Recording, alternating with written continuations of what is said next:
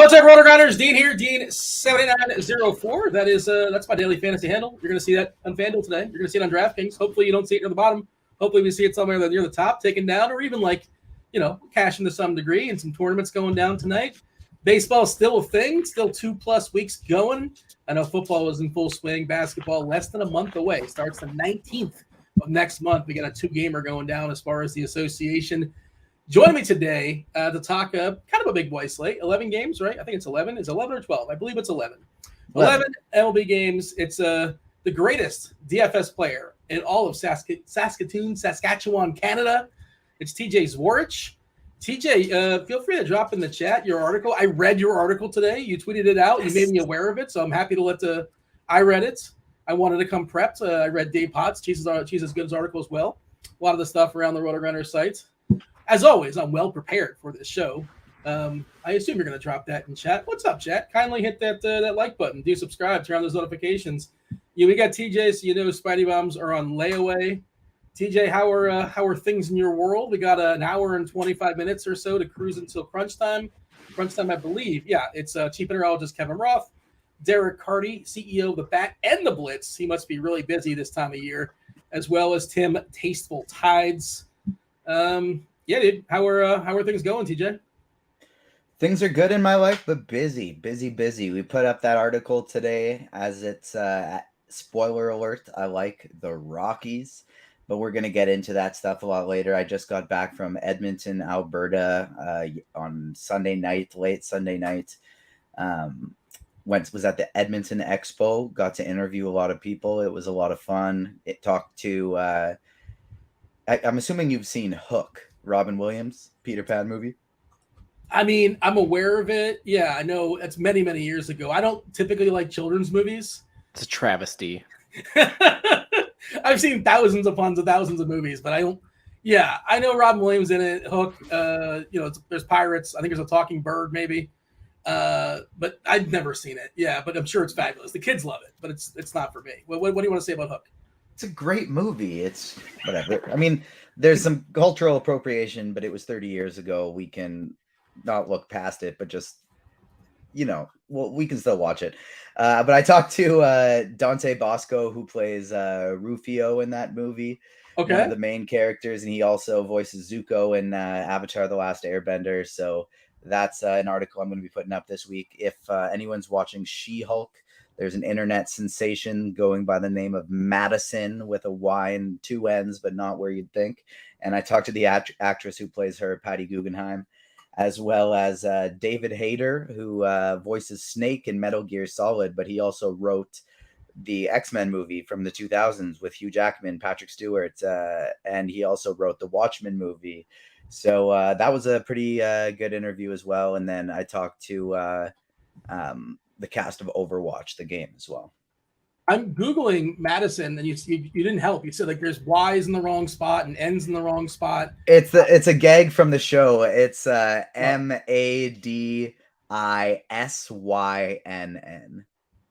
Okay, all right. I'll check it out. That's like your new favorite show. It's on the Disney app, right? Yeah, exactly. And the David Hayter one was pretty cool, just because I didn't realize how big of a deal he was until about an hour before the interview. So I whipped up a bunch of questions, and that one was sweet because Kevin Feige is the guy who runs the entire Marvel universe and the entire Marvel branch of Disney.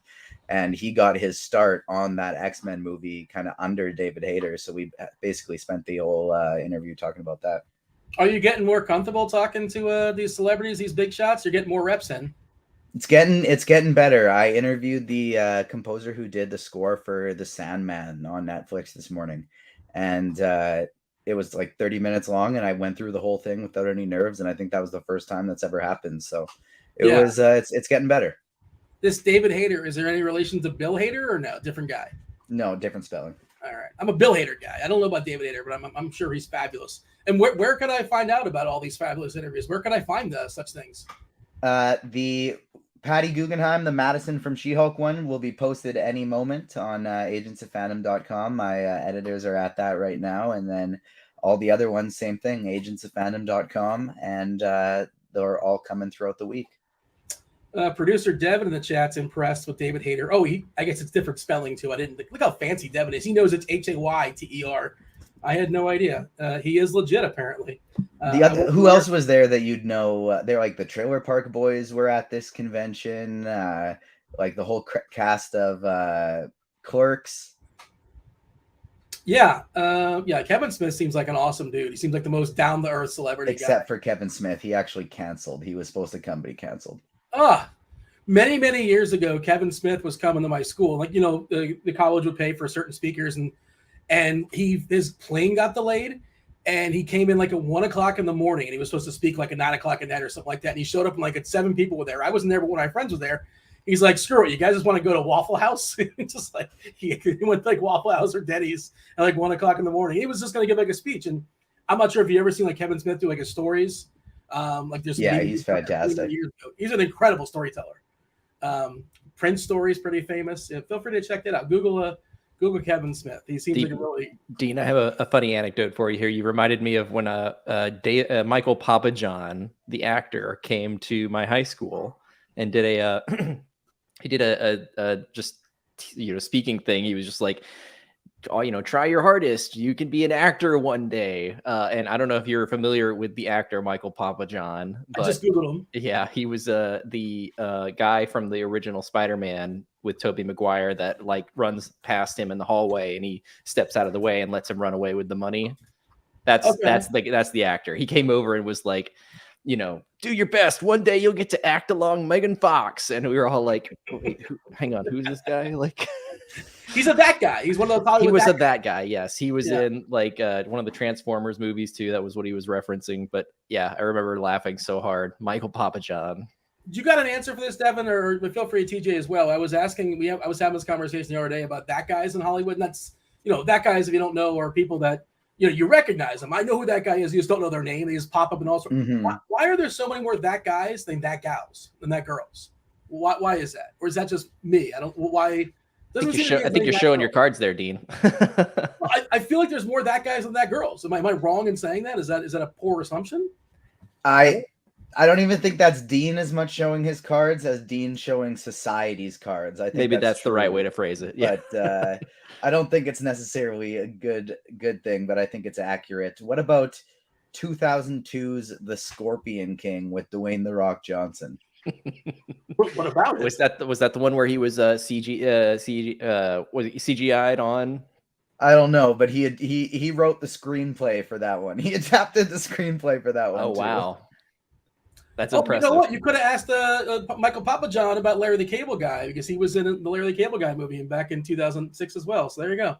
It all comes the timing would have worked out. Yeah, that was in 2009. So I thought Papajohn was a made-up name. Like, there's no guy. I've heard of Papa John's. Hey, I'm in high school listening to this guy, and I'm like, is this a real person? Like, and Nick Papagiorgio too. Let's talk about him. He's a real person as well, my understanding. By the way, the chat, Derek is saying in chat, doesn't even play Fanduel, and he still clicked on your article and read your article, TJ. That's the love. That's the respect they're showing. Get those clicks, let people know. And, of course, there's a lot of information that can be applied to DK. That's I assume you're playing mostly on Fanduel tonight. That's generally where you hover? Yeah, playing mostly on Fanduel, but I like to look at DK for reference as well, and just kind of do the research as if I was playing anytime I'm on these shows. So I'm ready for it. Oh man, Michael is it's one of my main points in this slate is Michael kind of referenced, and it's really driving me nuts.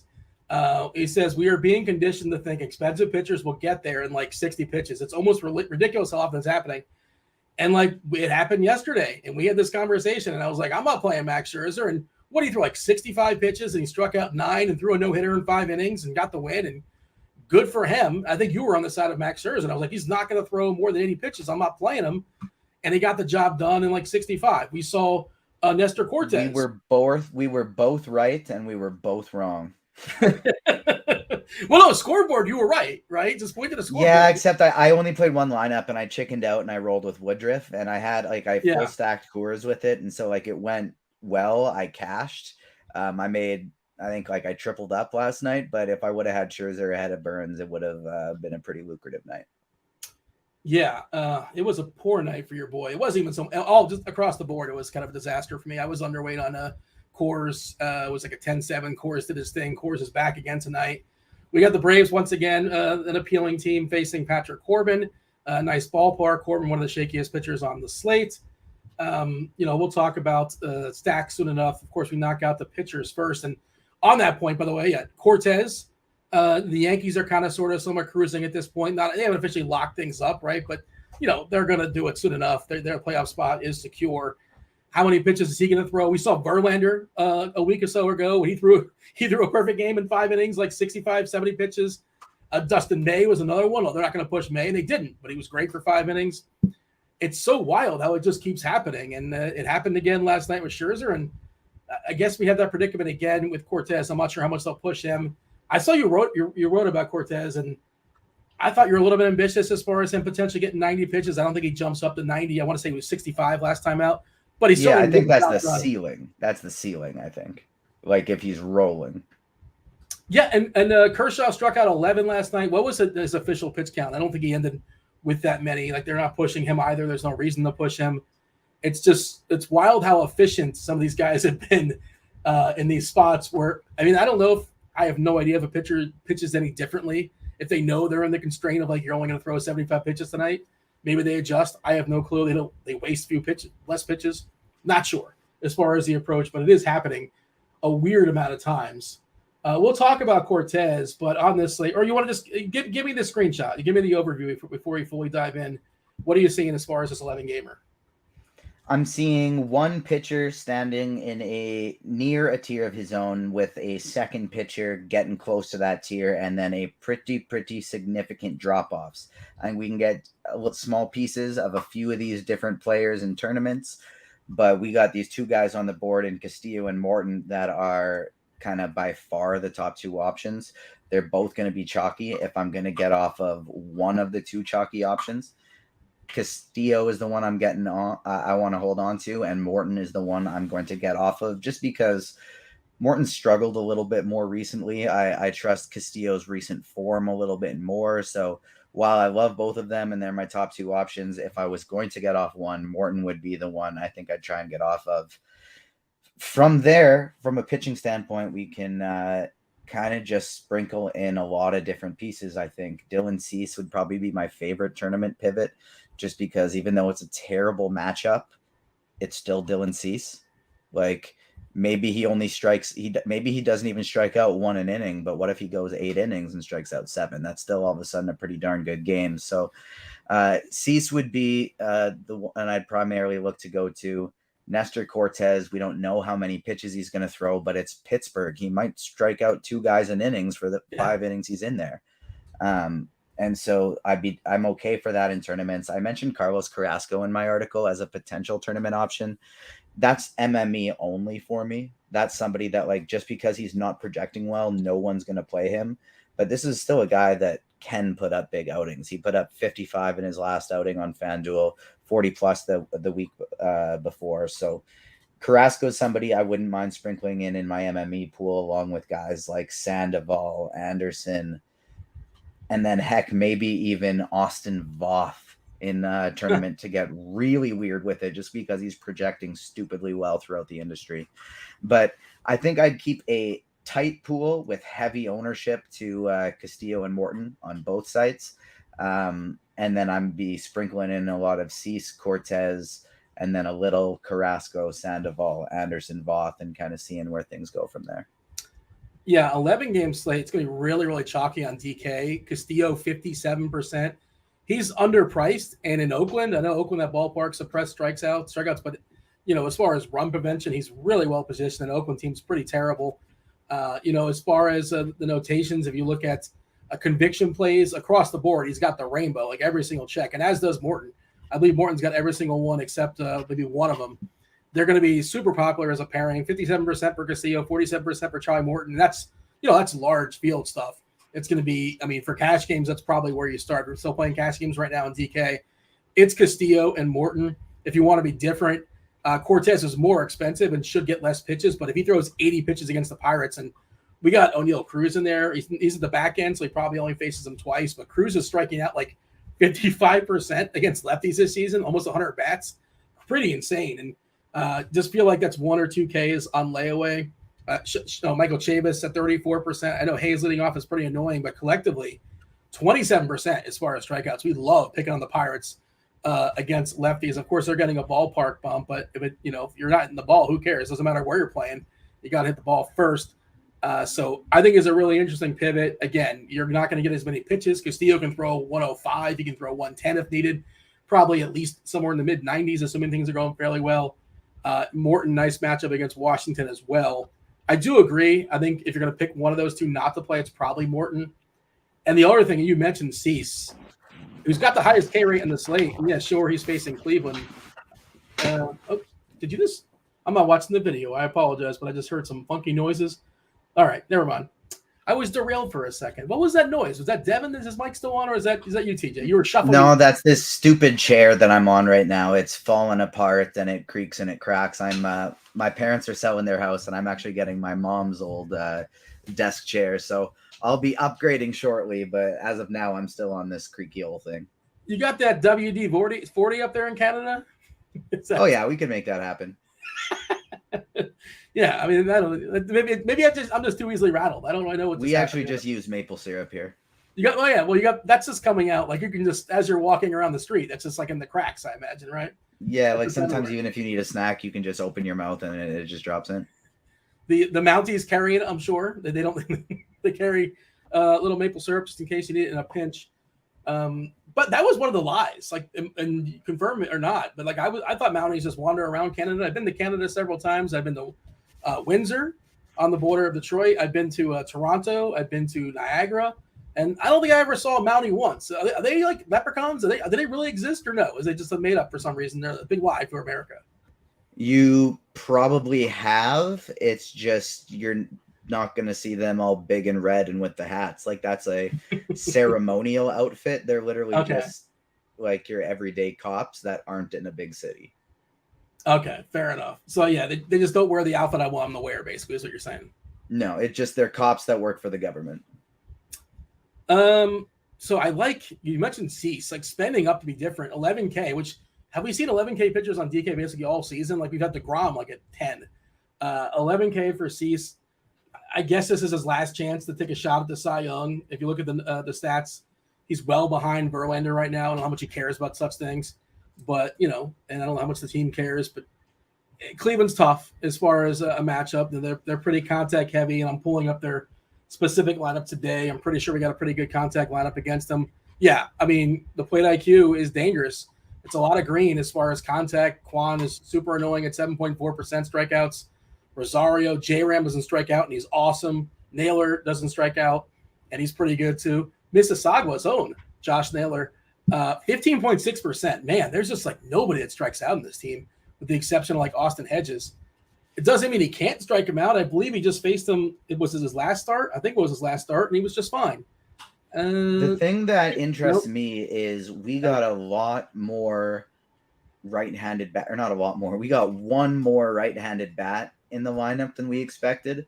And if Cease has had any difficulties this year, it's been two lefties. He's worse in every single facet of his game to left-handed bats, other than giving up a small amount more of an ISO, but it kind of seems fluky based on the rest of his stats. And we got Rosario batting second, Gonzalez batting fifth, and then three righties in a row to close the lineup. And Cease has a 35% strikeout rate to right-handed bats this year. So even though these guys don't strike out at all, it might not matter if they're facing Dylan Cease. They might just kind of have to. And like he still falls below Morton and Castillo for me, but I definitely don't mind getting up to Cease in tournaments. And the biggest differentiation for me on DraftKings and FanDuel is it's the same thing in terms of which one I'd want to get off of between Morton and Castillo. I think I'd probably hit the lock button on Castillo and then just be even to the field on Morton. And then I'd play Cease, I'd play Sandoval, I'd play Cortez, I'd play Voth, but on DraftKings, I probably wouldn't touch Carlos Carrasco where he's priced up. Actually, and I take it back. I wouldn't touch Austin Voth where he's priced up either. Giants lineup just came out. 8 righties, 1 lefty. The only lefty is Yastrzemski batting 8th. You got AC Slater, Austin Slater leading off. Estrada batting 2nd. Longo is batting 3rd.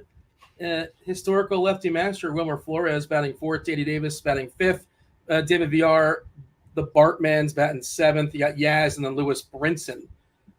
Almost definitely, you're going to get several of these guys getting hooked later on in the game. Freeland, the lefty, he's going to come out and almost definitely, like 100%, will yield to a righty. And, vulnerability with, Wade on the bench. I'm trying to think who else is on the bench. There's several other lefties. Jock Peterson on the bench. Several of these guys will get hooked. We're not on hitters just yet, but I don't know how to approach the Giants today because it's going to be a big old mess. And unlike yesterday where the bullpen was just one lefty, I believe, it's a pile of righties. The L is going to turn to an R, and then several of these hitters are going to get hooked. How are you handling this as far as, stacking the Giants, just the Giants in general?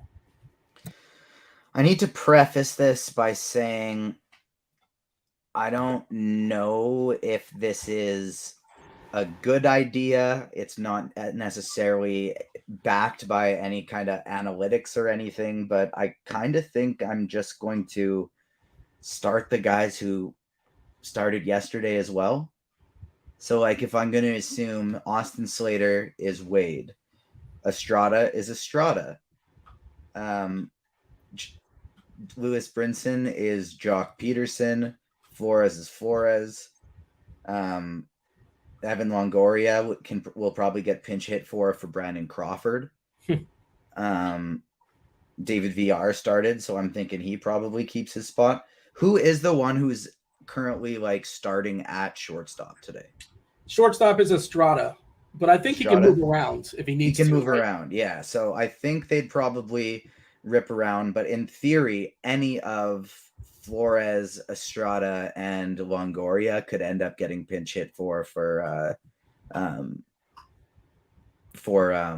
Brandon Crawford. Flores is the guy that usually sticks around. He's one of the. He is, but he also got pinch hit for Austin Slater. Or it was pinch run. He got pinch run for Austin Slater yesterday. That's what it is. VR is the DH, by the way, so pretty decent chance he gets hooked. Again, if these guys homer in the first, and VR is really, really cheap. Maybe, and yeah, that's true. Yeah, so I don't really know what to do with this stuff. And again, yesterday there was a really small chance, only one lefty, but now there's a pile of righties. So for sure, this situation is going to come up. And does it change things if the score is 10-2? Probably. It's probably not going to be 10-2.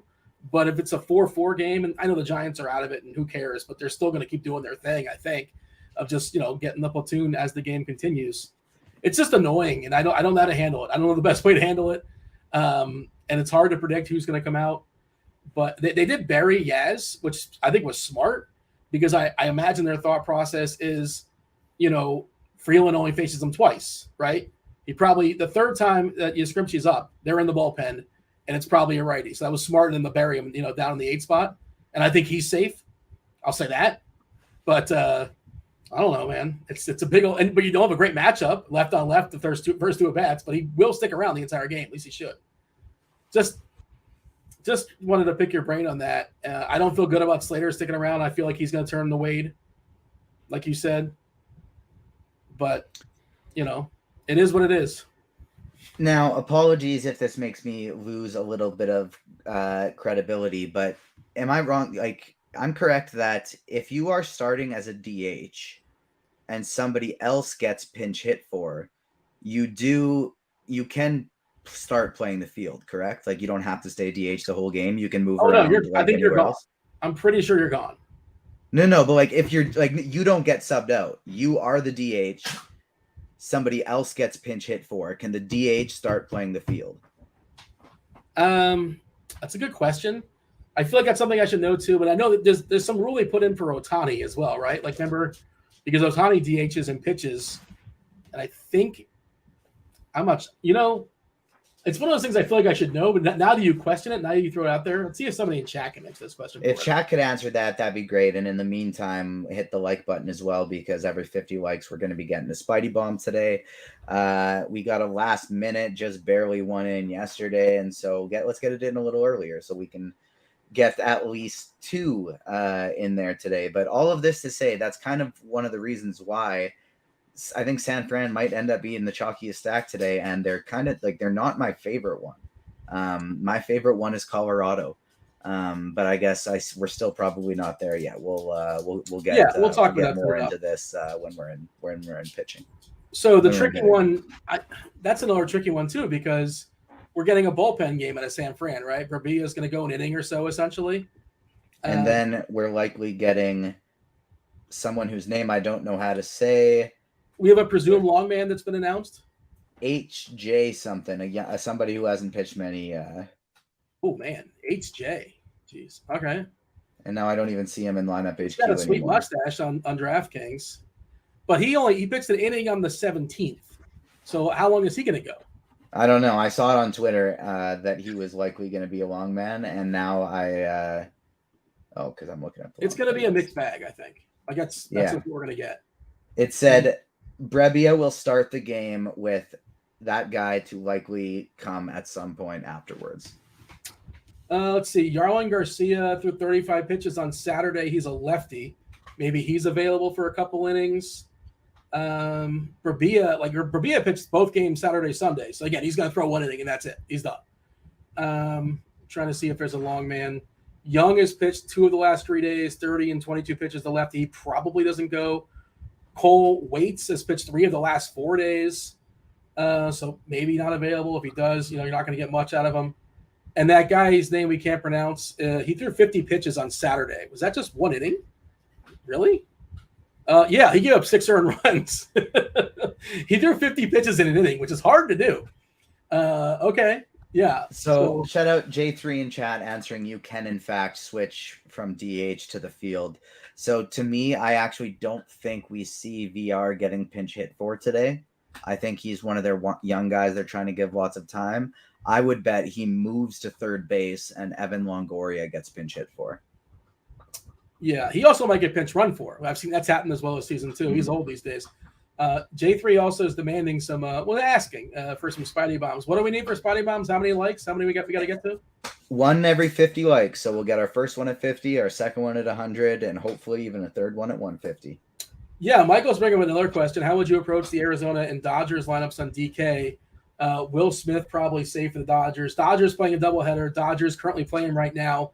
They're down 5-1. So Trey Turner already left that game.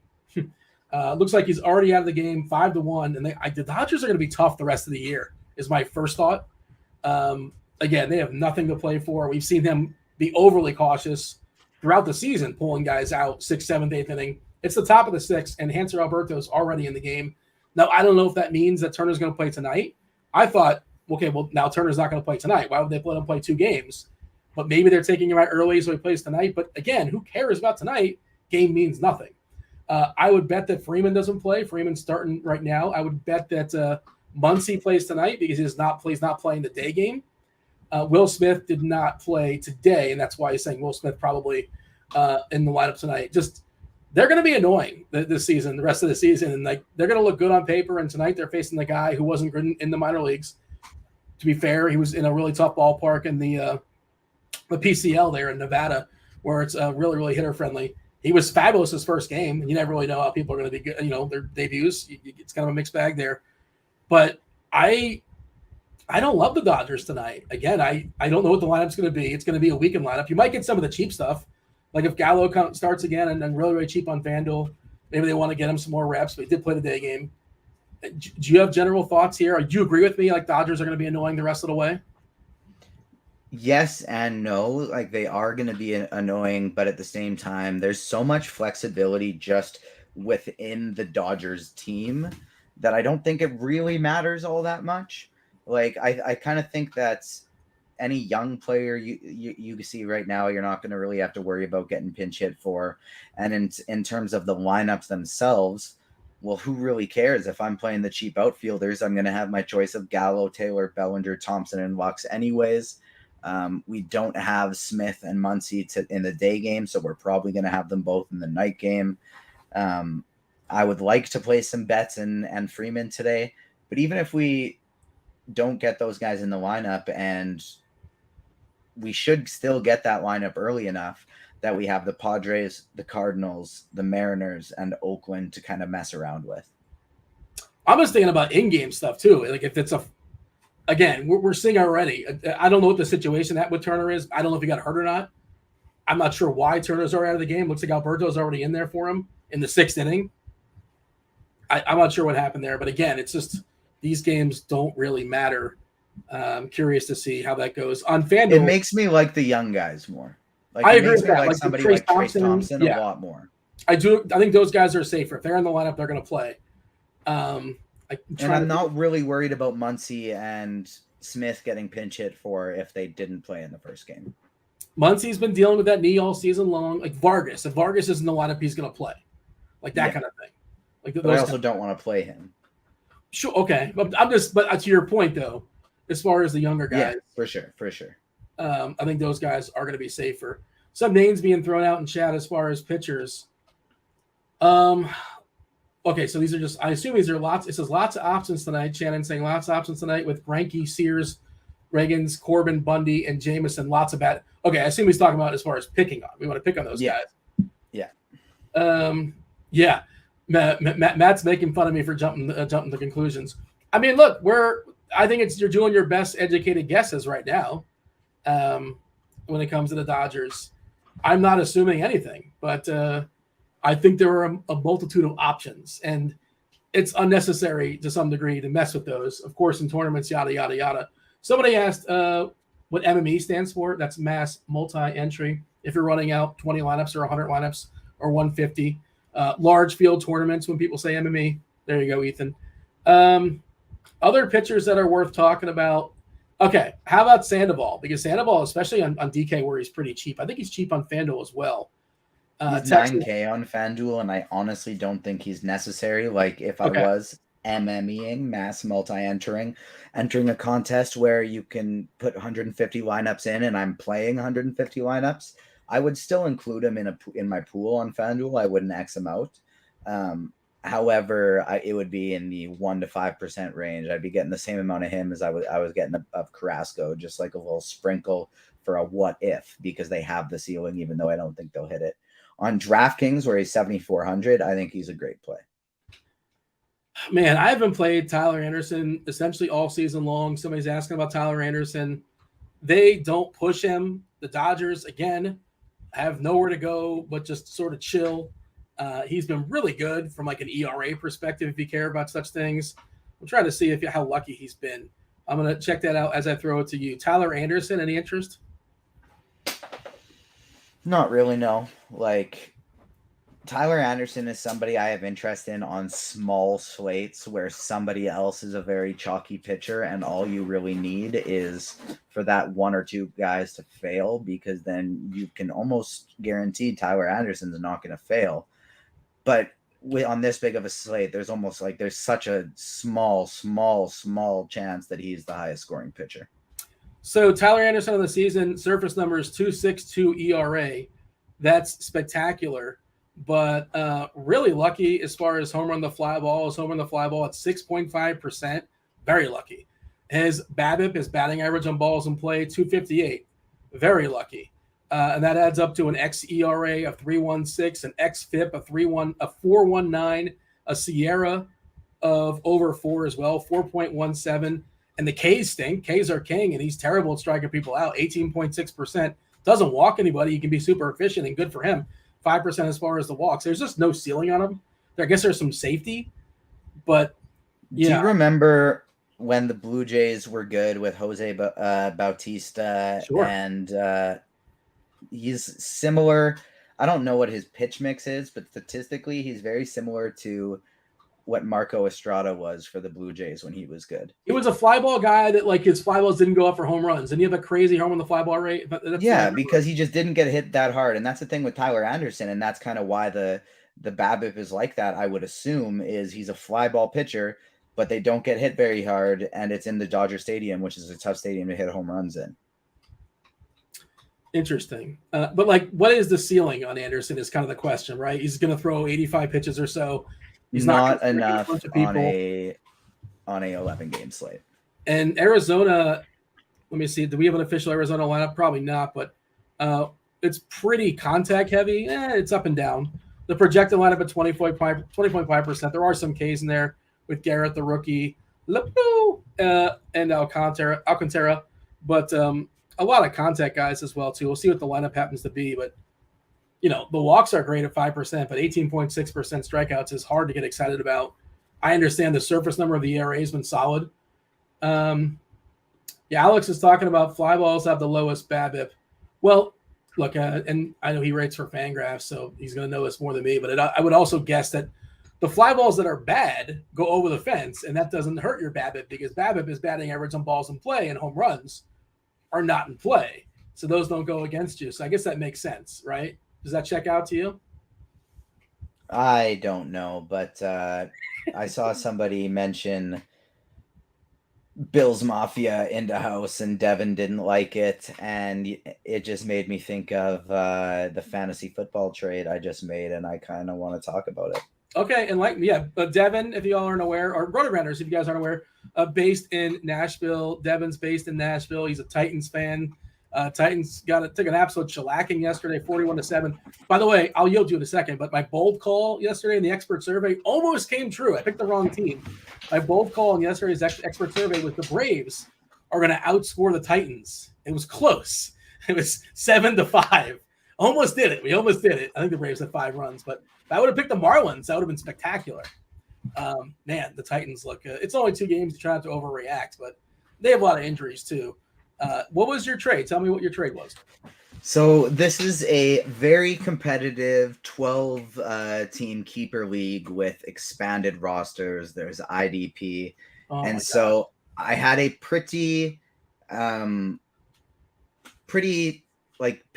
piece that pretty shiny piece that people were excited about to use it to dangle as a trade chip, and that was Cortland Sutton because I have him with a 17th round keeper, so you can keep him with a 17th round pick. That's a nice chip to have, but does that move up every year a certain number of rounds or no? It just goes up 1 round every year, so it's just if you get somebody good, you get somebody good.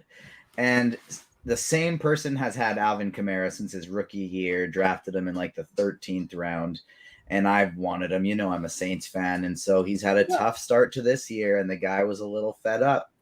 And so I managed to I traded Cortland Sutton, and so Kamara still can be kept with an eighth round pick next year. And I traded Cortland Sutton.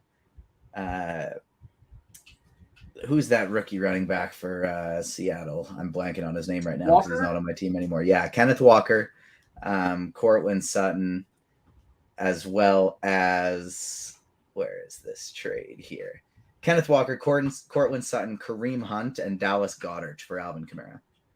That's a lot of pieces to give up, but that's the guy you wanted, right? How many keepers can you keep?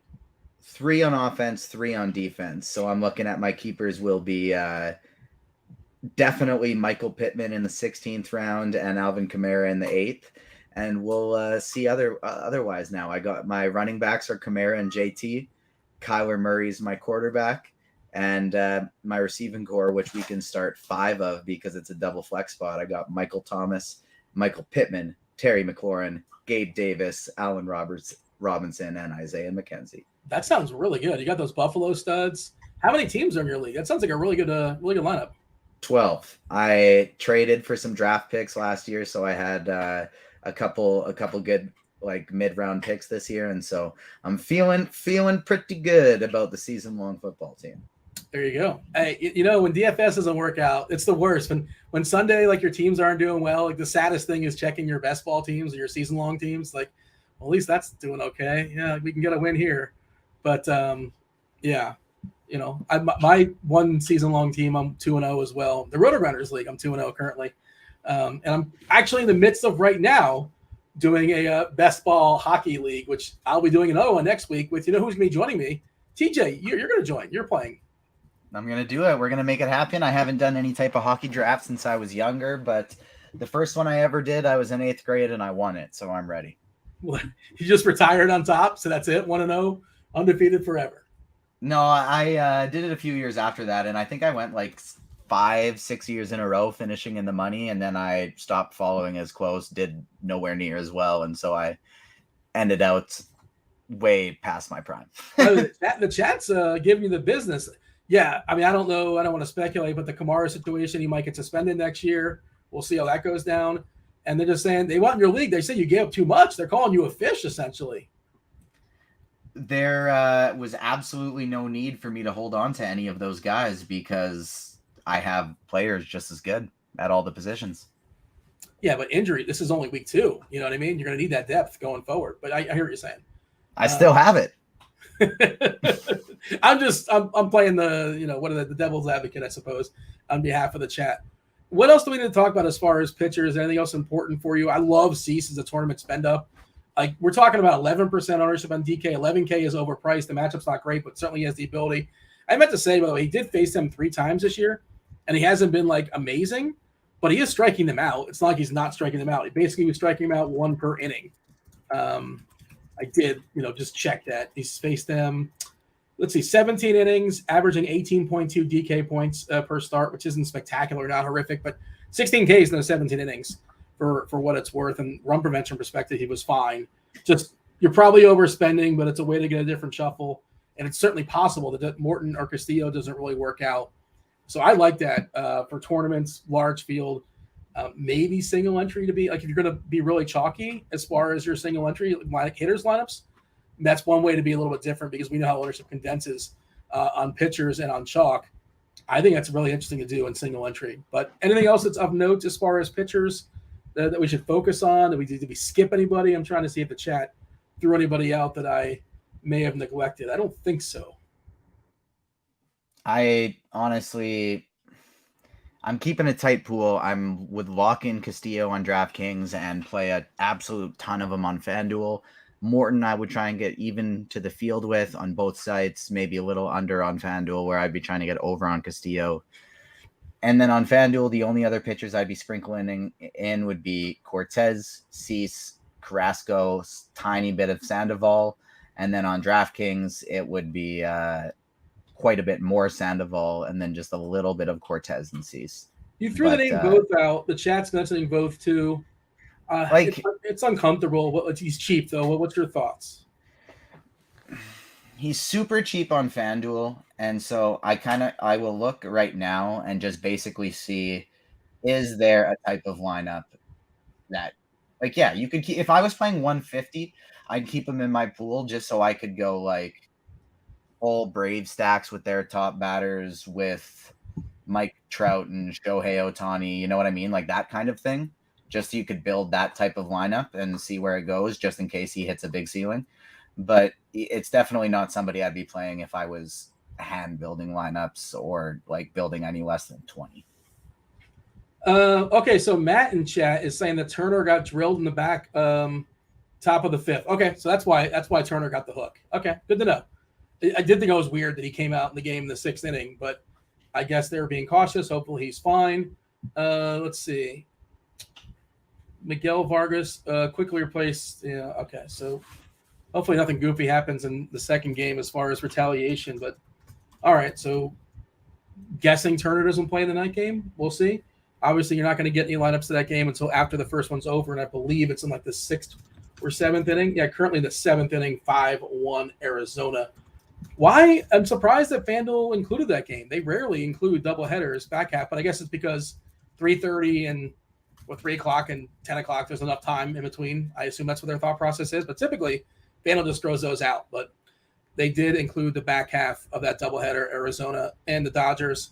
Talk to me about stacks tonight. We kind of talked about cores already, 2 of the biggest totals on the board. We got almost a 6 total for the Rockies. The Rockies facing John Brabia and that bullpen. The guy that got his face punched in last time versus the Dodgers expected to come in at least for an inning or so. We'll see. And the other side of it, the Giants, we talked about how funky that's going to be because you're going to get some dudes getting pitch hit for once Freeland leaves the game. A righty's almost definitely 100% coming in. And the Giants platoon more than anybody else. Just be aware of that.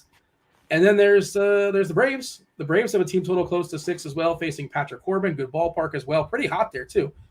86 degrees, wind blowing out to right center. Do we possibly – I feel like we haven't had this in a while. I did look at Ross weather reports. Do we possibly have any fire emojis? I feel like those are just like gone this time of year. We have one in Kansas City. We got a fire emoji in Kansas City. All right. Let's get excited. Yeah. Is it close to 90 there? It was 93, I think. Yeah, 95. By By the way, I stepped outside today. Don't advise that. I'm in Florida. It's like it was 94 or 96 in the car. That's I don't know what that is in Canadian, but that's in Celsius, right? But that's hot. Yeah, it's a hot summer day here in Saskatchewan. What's a hot summer day? Put it in, if you can put it in American for me. I'm kind of, I don't understand Celsius. We have a 3-month stretch where I live where every day is between 75 and 100. Okay. Wow. And is that's not standard. This is a little bit different than it normally is. Or no, that's like standard. every year. Like every year, that's what our summers are. It's like 75 to 100 for a 3-month stretch. For what it's worth, you are getting the fire emoji there in Kansas City, but a 102 game sample, it's not seeing a huge bump as far as homers, 1% increment, 2.4% as far as runs, like whatever. But I think it's good. If nothing else, I don't want to quantify how good, and I'm surprised it's not a little bit higher, especially because it's not this great homer ballpark, and we should get, a little bit more advantageous to bang out some homers. The numbers not playing it out, at least in the 100 previous games. And what do we have as far as trying to find Atlanta? Atlanta's data not as big because that ballpark's only been around for a couple of years, right? Is that why it's not showing? Why don't I see Atlanta? I'm scrolling and I don't see Atlanta. Do you see Atlanta? Yeah, I don't know. No, they're not there. Okay. I'm losing my mind over here. I'm like, where is Atlanta? The ballpark's been around for a couple of years, 3 years maybe. But okay. Maybe it's a bug and it'll get fixed, but on paper, just it is 86 degrees with a 5-mile-an-hour wind blowing to right. Yeah. So all that said, your thoughts as far as stacks today. By the way, Weather Edge has got a 10% bump for homers and cores, 139 game sample, a 2.4% bump in runs. So what do you have for me as far as your favorite stacks tonight? So for me, Colorado is going to be number 1. I think the Braves are going to end up coming in number 2. San Fran would be same in that tier, but they're picking up ownership, and we just have to worry about that pinch hit stuff. So, San Fran, I think, is going to fall kind of below Colorado and Atlanta for me, and they're going to be in the same tier as the Dodgers, because those are 2 teams that I really like for tournaments because they could break a slate, but at the same time, they could just be weird lineups that get pinch hit for, and you might end up just being stuck if you stack those teams. So they fall behind Atlanta and the Rockies for me. I like the Yankees. I like the Twins. I like the Royals. I don't mind sprinkling in teams like Seattle and Baltimore, but those teams are just kind of really just MME type squads for me. In my 3 lineups I'm building today, I don't know who they're going to be at, but I won't be going outside Colorado, San Fran, the Dodgers, Atlanta, the Yankees, Kansas City, and the Twins. I meant to dig into this. What do we know about Luis Ortiz, the dude throwing baseballs today for Pittsburgh? I don't know much. Okay. Yeah, 23 years old, 15th ranked prospect on the ball club. Just kind of digging into his scouting report. He so far this year, he's gone 5 innings clean. Good for him. Shown a lean as far as fly balls, right? 58%, but super small sample. Kind of pulling up his stuff on the fly. I didn't look at any minor league numbers. For me, it's just about you got Anthony Rizzo back in the lineup. Stanton's down to 5th with Torres and Donaldson between them, who are some nice salary savers as well. Judge batting leadoff. For me, it's just there's 5 guys at the top of that lineup that I'm comfortable stacking, and it's a young pitcher who we have no idea if he's going to be any good. Yeah, and from what I'm seeing right now is that and I did check to see if he was a big name for them, and he's not. And they do the re-racking, it's sort of the middle of the season. I know MLB does it. Let's see if he's even cracking the top 20 or so, top 15 of their prospects. He's number 30, so he fell back as the season has gone on. 30 on the ball club. That doesn't seem like he's really well positioned. Roger Maris's children are in attendance today, potentially to see their father have his records, I guess, tied, broken, 2 behind. Is that what Judge is? That's 59, I believe. Is that correct? I think it's 59. And Maris. I don't know, Dean. I don't know things without having them in front of me already. These just aren't. None of these things are going to be things I know. Well, You've heard of Roger Maris, I think, yeah. I mean, that was before your time. It was before my time, to be fair. He had 61 homers in 61. I thought you were at that game in 61. I was not. No. Yeah. It's a fair assumption, but no. No, I couldn't make it that day. I had work. But not a lot of people. Bringing your lunch pail to work and. There's a movie 61, though, an HBO movie many years ago. I think Billy Crystal produced, which was pretty good. But I remember the footage of that. Like, you'd think the stadium would be packed. Like, a lot of people didn't want him to break the record because Ruth was so beloved. Maris wasn't like I don't think there's anything sexy about him. It was a rough year for him. Like, I don't know. I just remember it was an interesting movie. Feel free to check that out on the old HBO. But it wasn't packed. Like, if you look at the footage, like, you'd think that they would sell every single seat out, especially in right field. That wasn't the case. I'm sure tonight Yankee Stadium will be filled to the brim. Any event, you got to like the Yankees for sure. Anything else you want to say? We are 3 likes away from our first Spidey Bomb. We got over 200 people watching already, so we better get up to 100 for Spidey Bomb number 2 before the crunch time guys get here. I'm already thinking through who I might have it as, and so tell me who your favorite stacks are, Dean, and by the time you're done that, I will have my Spidey Bomb for you. You know what's interesting? Nobody ever asks me. It's like I'm always asking questions. Well, it happens on occasion, but every once in a while, it's like, hey, maybe you can answer too. It's easier to get to you when it's only a 2-man booth, right? Because we always need 2 opinions covering the games, and so it's less about facilitating and more about getting your takes in too. Yeah, I'm like a Steve Nash type, I suppose. Although I'm probably rounding up, I'm not a Steve Nash type. But facilitator is what you're saying, right? Yeah. I mean, hey, let's see if I can move my computer here to the right spot. See my Nash signed jersey there. There it is. There you go. Represent. Shout out Canada, Steve Nash. Good soccer game worn signed Nash jersey right there. Does it smell? I mean, it was washed before it was gifted to me. Does it mess up with the signature when you wash it? No, it wasn't signed until after it was washed. Wait, okay, so he wore the jersey. Did you see him at the game, or did you buy it off eBay or something? Neither, actually. I got very lucky. My cousin used to play professional professional fastball in Arizona, and became good friends with the person who was the head of PR for the Phoenix Suns. And so I got here's your Christmas and birthday gift forever. Look what I got you. And it was a game-worn signed jersey from Nash. So that was around the time of like Nash and Nash, Stoudemire, Marion, that whole crew. Yeah, that was a fun team. By the way, my stacks, you bought me enough time. I appreciate it.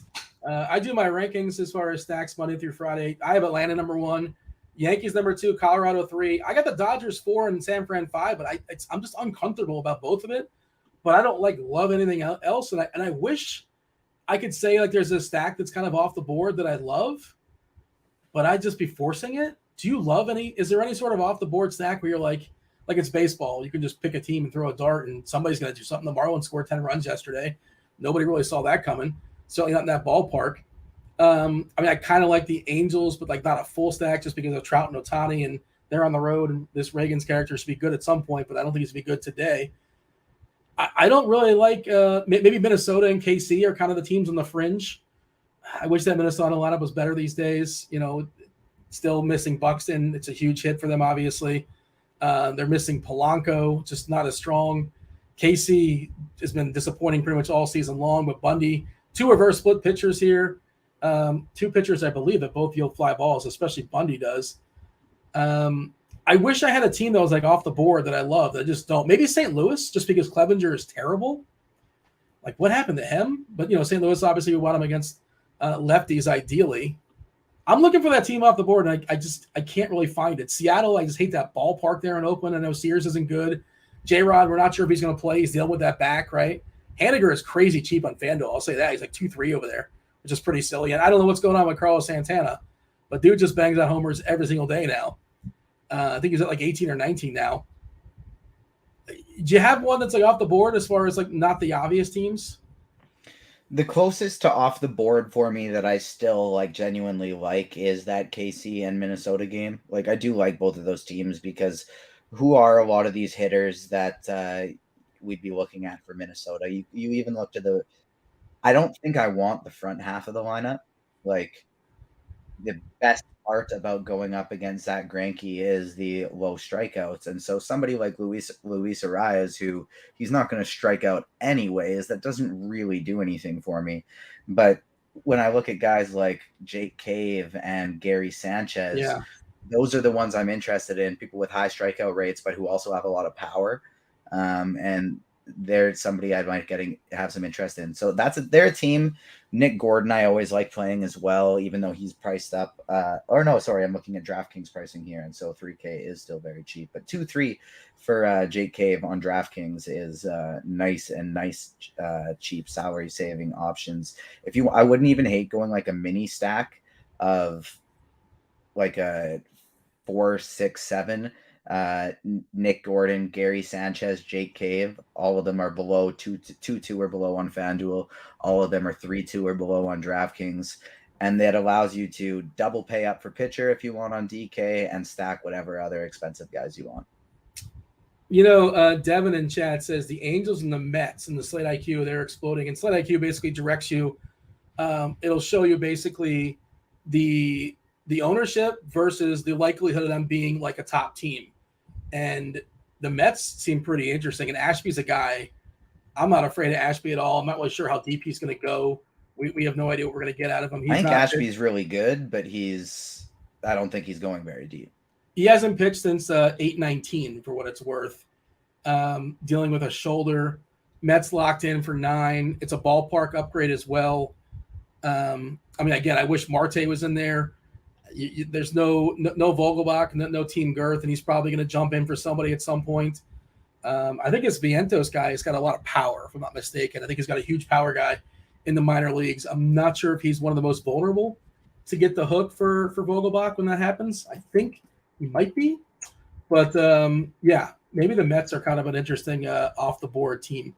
Let's go around the horn and give our favorite players position by position. We talked about before we get there. I do want to touch on those points. I think both of those teams are very interesting for tournaments. The Mets, I like more specifically because of the lineup they put out today. And so Ashby has a ton of ground ball skill to right-handed bats. But they put Eduardo Escobar all the way up to batting 5th today, and he's got a 247 ISO against lefties, and he's hitting 46% fly balls. And so him right after Pete Alonso, who's also a great power hitter, who also is a fly ball hitter. I like having those guys to clean up the likes of Nimmo, Canna, and Lindor. So especially Alonso and Escobar, those guys interest me quite a bit. And then going to the Angels side of thing, that's actually a team I touched on in my article. I like the Angels quite a bit today. They got Luis Rengifo leading off, who's just absolutely smashed left-handed bats this year. And so we needed to touch on those two teams a little bit longer because, one, we needed to because they're both, I think, pretty good options today for tournaments, and two, because Pete Alonso is the Spidey bum. The polar bear. I like it.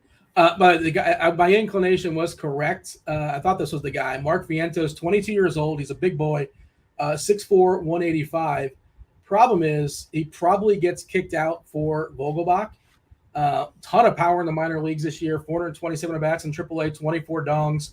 And, you look at the raw power score on Fangraphs. He's got a 70 raw power score. A lot of raw power there, and if Ashby doesn't stick around very long, it's possible he only gets 2 at-bats. We'll see. Stay tuned on that. But, it's a boom bust, super cheap punt. I don't hate that if you're stacking up the Mets, but just be aware there's a decent shot he gets the hook. Anything else of note, or shall we just jump in and give our favorite plays position by position? Oh, Shannon in chat's asking about the roof in Dallas. I guess that's Arlington, right? Texas. The roof is going to be closed. I just Googled it, or I just went on Twitter. John Blake says that, and the roof's going to be closed, and if this changes things, they're going to be wearing white jerseys and blue caps. So I don't know, does your model factor that in or no? I mean, I am wearing a white hoodie with a blue crest on it, so it doesn't seem like a overly bad omen here. Sorry, apologize that I kind of am looking back and forth here. One of my dogs is kind of freaking out, so I'm keeping him chill. But I did see that the roof closed as well. And the last stack before we start getting position by position, and I'll touch it on my catcher takes right after this, that I just want to touch on more, because I talked about Colorado being my favorite, but I want to talk about why they're my favorite. Like, it just, unless I'm missing something, I don't understand why Colorado's not picking up more ownership today. Maybe people are having trouble getting to guys like Crone just because he's priced up on FanDuel, but like Coors Field, and no one is picking up double-digit ownership outside of McMahon, Blackman, and Grichuk. So I like this team quite a bit today. Who's that getting antsy? Is that Obi-Wan? Who's letting loose over there in the background? Obi-Wan's getting antsy, but I'm just like, I'm kind of paying it more attention than I usually would, because it was a little odd. He was sitting on his chair and he just started crying before he started freaking out. So just kind of want to make sure he's okay. So we might keep him on my lap here for this next little bit of the show. But taking it to catcher, I'm going to touch on DK first, because FanDuel, play a catcher in your stack if his name is not Salvador Perez. I don't really have a lot of interest in him as a one-off. But Salvador Perez, I think, is a great play today on both sites. He's going to be my favorite catcher overall. Will Smith, I think, is fine. MJ Melendez, I think, is fine. If I'm going to pay down, I don't mind Gary Sanchez. And I think the only other people I'd really be looking to are William Contreras and Travis d'Arnaud. How about you? By next 20-ish minutes or so, we're here until the crunch time crew comes in. You got chief meteorologist Kevin Roth. I don't think there's anything going on weather-wise. If something happens to pop up, Roth will be all over it, let you guys know, and give you the most update as far as weather. DerekCarty, CEO of the Bat and the Blitz. Tonight, it's useful is the Bat. The Blitz, not so much. Check in on Sunday or Thursdays. You also get TastefulTides. Tim's going to be joining them as well, who's a single game, 3-entry match specialist as well. You were asking me about my favorite catchers. I'm not sure if you mentioned the Atlanta guys. I think both Atlanta guys are certainly in play. Yeah, those are the last two I touched on, Contreras and d'Arnaud. I like them quite a bit. I like Contreras more on FanDuel, and I like d'Arnaud more on DraftKings, I think. You prefer Melendez or Perez? I prefer Perez over Melendez because of Bundy's reverse splits. Me as well. Okay. I also don't hate Elias Diaz in my Colorado stacks. Batting 7th for Colorado. In chat, I did see someone asking about who's pitching for San Fran. It's going to be a bunch of dudes, I think. Berbia is opening it up. He's probably going to go an inning or so, and then it's going to be kind of a mixed bag, a bullpen game, and that's just what it is. Also want to mention, we've got you covered at scoresandodds.com. Sometimes, actually, TJ, you write for Scores and Odds? I feel like you don't. Do you? Sometimes? I never have. I've done some substitute content when other people need some days off. I know, Luch is always doing a lot of stuff over there, and he kind of gets me to collab every now and then, but not regularly, no. But I like subbing in for some videos every now and then. I see some in the chat, apparently. Okay, so it's now yellow for the White Sox. I'll go ahead and drop this link in chat for the people. Nothing to freak out about, but just keep an eye on it. When it's just straight yellow, I'm not concerned just yet. And I'll see what Roth has to say. But yellow-green in Oakland. Oakland, I feel like, is rarely a weather issue, but yellow-green tonight and Oakland, again, not something to freak out about, but keep an eye on. Roth will let you guys know what's going on in about 20 minutes. And the White Sox versus Cleveland, yellow as well. Scores and Odds, your number one place for all things sports betting. Of course, sports betting is huge these days and getting bigger and bigger. Helps you get ready for the NFL season. Arm yourself with the best tools and analysis. Check it out for all your needs. Become a better sports bettor, including right now. I believe this is actually free right now for all people. I don't know when it's not going to be free. I believe it's just in beta right now. But the Parlay IQ tool, if you like yourself some single game parlays, you can mess with it and it'll tell you the best ways to bet single game parlays as far as correlation and the best places to shop around as far as the best sites to get those bets, because you can have the same exact bet on one site for 15-1 payout and the same exact bet for 10-1. And which is better? Which payout would you rather have? This is a softball question. TJ, you weren't prepared for this one, but I think you can handle it. Yes. Can you repeat the question, please? Oh, Jesus. What were you doing? You messing with the dog over there? What's going on? No, you were doing an ad read, and so I was making sure all my stuff was refreshed and all the latest lineups were in my lineup HQ, that type of thing. I was ad-libbing. I don't like to just straight read it. You know what I mean? If I don't want to make it seem like I'm straight reading it, and I like to try to make. I would like to personalize it. That's why I was. As soon as you said my name, I started I tuned back in. But then the problem was you said my name after you had already said the question. You know what? All I heard about the question was 10-1. Hosting 101, I'm supposed to say TJ, and then they kind of bring it in there and kind of give the information, kind of put you on alert. Yeah, you're right. My bad. I take full accountability for that. Basically, I was just talking about. And I'm both here to grow. I should have been paying attention, and you could have framed the question better. It's about growth. We both suck. The parlay IQ tool is what I was talking about. Basically, the parlay IQ tool. Check it out at scoresandodds.com. Right now, it's currently free. Scores and Odds is a premium product, but there is a lot of free stuff over there as well. So do feel free to check that out. Devin is vouching for it. He's a company man, but he says we should really check out the Parlay IQ. It's amazing. I was talking about it with Grant the other day. Grant, of course, specializing in all things sports betting, and we were going through it. And there are certain things that correlate.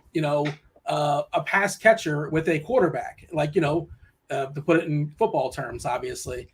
We talk about correlation with DFS lineups all the time, but correlating your bets for single game parlays makes a lot of sense, and it helps you do that. And again, it also helps guide you at which site you should bet it on, because some sites have better payouts than others. Do feel free to check that out. Where are we at as far as likes and such? Are we going to give him a Spidey bomb or what? You already gave him Pete Alonso. When's the next one coming? We're at 62 likes right now, so we need 38 more, but we got 250 people watching, so that shouldn't be a problem. Hit the like button. Free content. We want to keep giving you free content. It's the only way we get to keep doing stuff, keep getting free stuff here at RG, is to, if people watch or not even watch, hit the like button so that we can combat the algorithm on YouTube. So hit it, and we got Spidey Bomb number 2 at 100 likes. You say it shouldn't be a problem, but it is, because for some reason people just can't click it. I don't know. It shouldn't be, but it is. Yeah. Yes, I don't know why. It's not very difficult. You just move your finger a little bit and you click a button. Look at this beautiful, beautiful, sweet boy that's talking MLB with us, and you're not going to hit the like button for Obi. If you don't hit the like button, you hate dogs, and it's confirmed. There you go. Did that work? Are you watching is it climbing up now, or did we go up incrementally? I'm not on it right now. I'm not taking a look as far as not as fast as I'd hope. Apparently, there's a lot of dog haters in the chat. A lot of dog haters in chat. You know what? I'm judging them. That's all I'm saying. How could you hate a dog? If you don't like dogs, I think that's a personality flaw. There's something else going on there. What just happened? Obi just saw the amount of likes, was disgusted, and jumped off of my lap. I kid you not that he literally looked directly at my laptop beside me where I have YouTube up, and he saw the amount of likes, and he was just like, my God, this is just unacceptable. And it was shameful. Knockout first base for me. So we have Pete Alonso as the Spidey Bomb, who's somebody that I love for tournaments, but in just kind of straight up favorite plays, if we get him in the lineup, I do love Freddie Freeman. He's just in a really good spot, and he's probably not going to be that heavily owned because of the lineup coming in late, and he's expensive. Anthony Rizzo is back in the lineup for the Yankees. I like him in tournaments quite a bit. Wilmer Flores is probably going to be your chalk. And maybe not at first base. Maybe it's going to be at second or third. I would rather play him at second and third, even though if you're stacking San Fran, it's kind of tough to play him anywhere other than first base because you got other guys you want to play at second and third. So Flores, I am kind of fine getting under the field on, just because there's other San Francisco Giants at other positions. And at first, there's just so many great plays.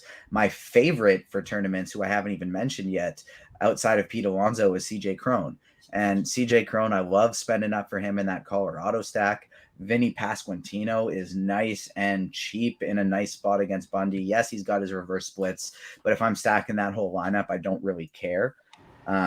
And then you got guys like Ryan Mountcastle, Rowdy Tellez, Michael Toglia, Matt Olson. Just a phenomenal position today. Yeah, don't be afraid to play Olsen in your Atlanta stacks. I know it's left on left, and people are afraid of that, but come on, stop it. He's also really cheap, especially on FanDuel. I did want to mention Flores is going to probably the most popular FanDuel giant because he's first base, second base, third base eligible. He's 2.8K, and he's, in my estimation, the safest giant as far as not getting kicked out of this game. You agree with all that?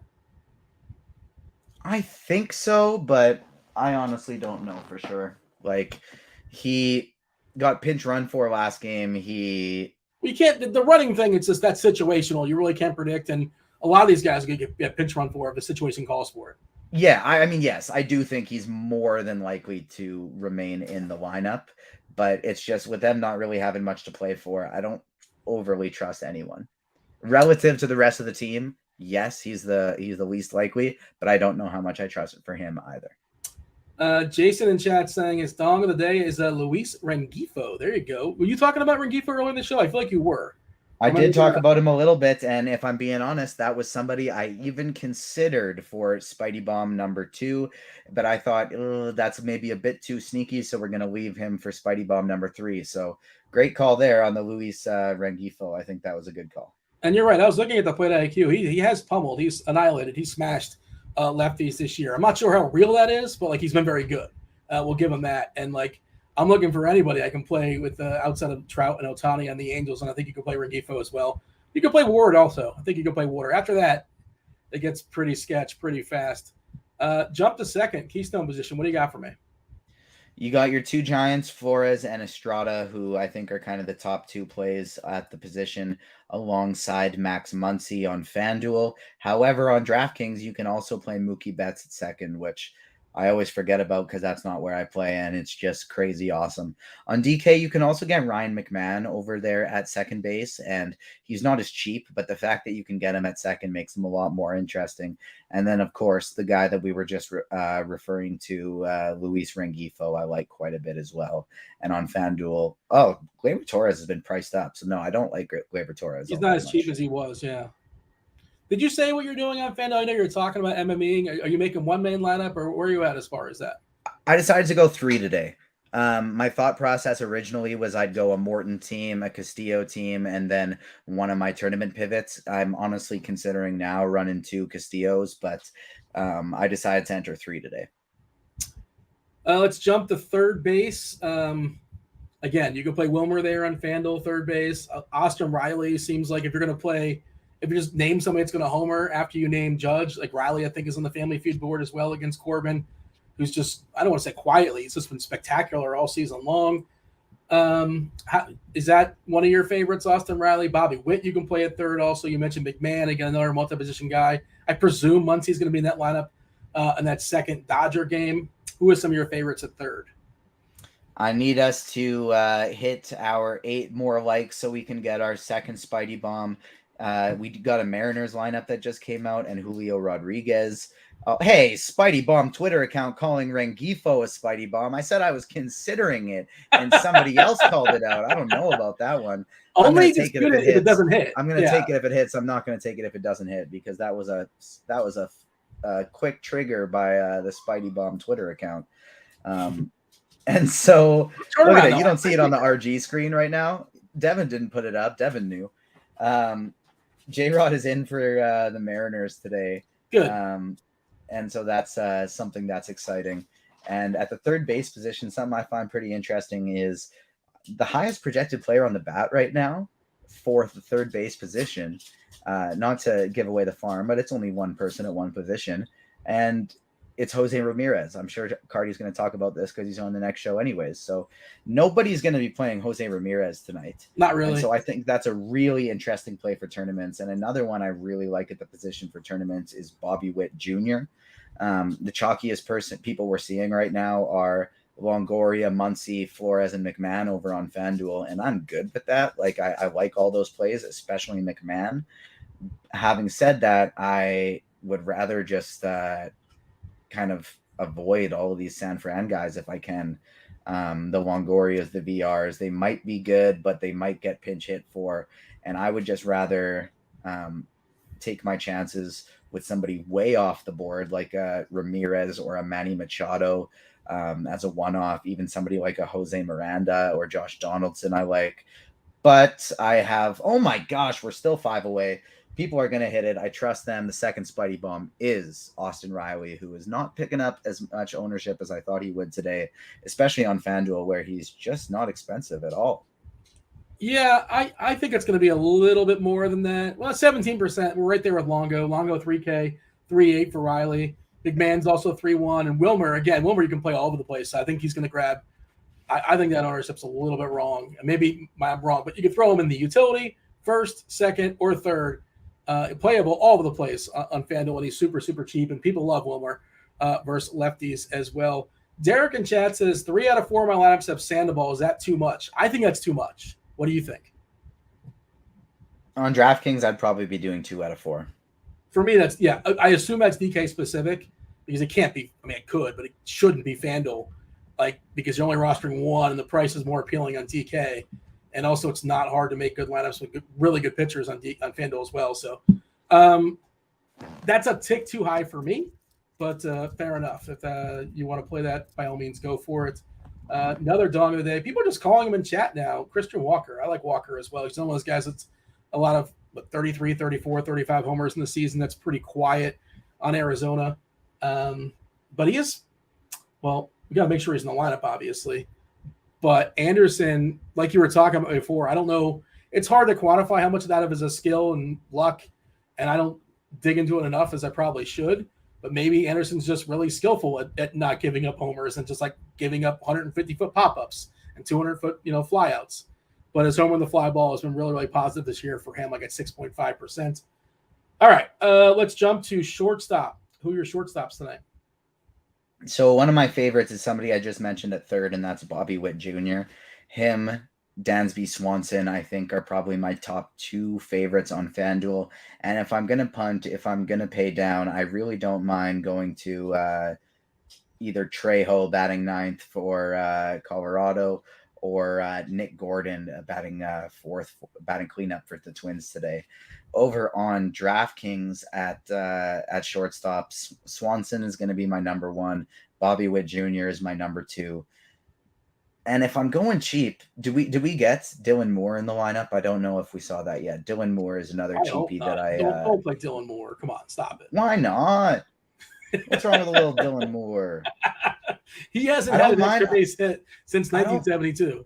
I don't mind a little Seattle stack today.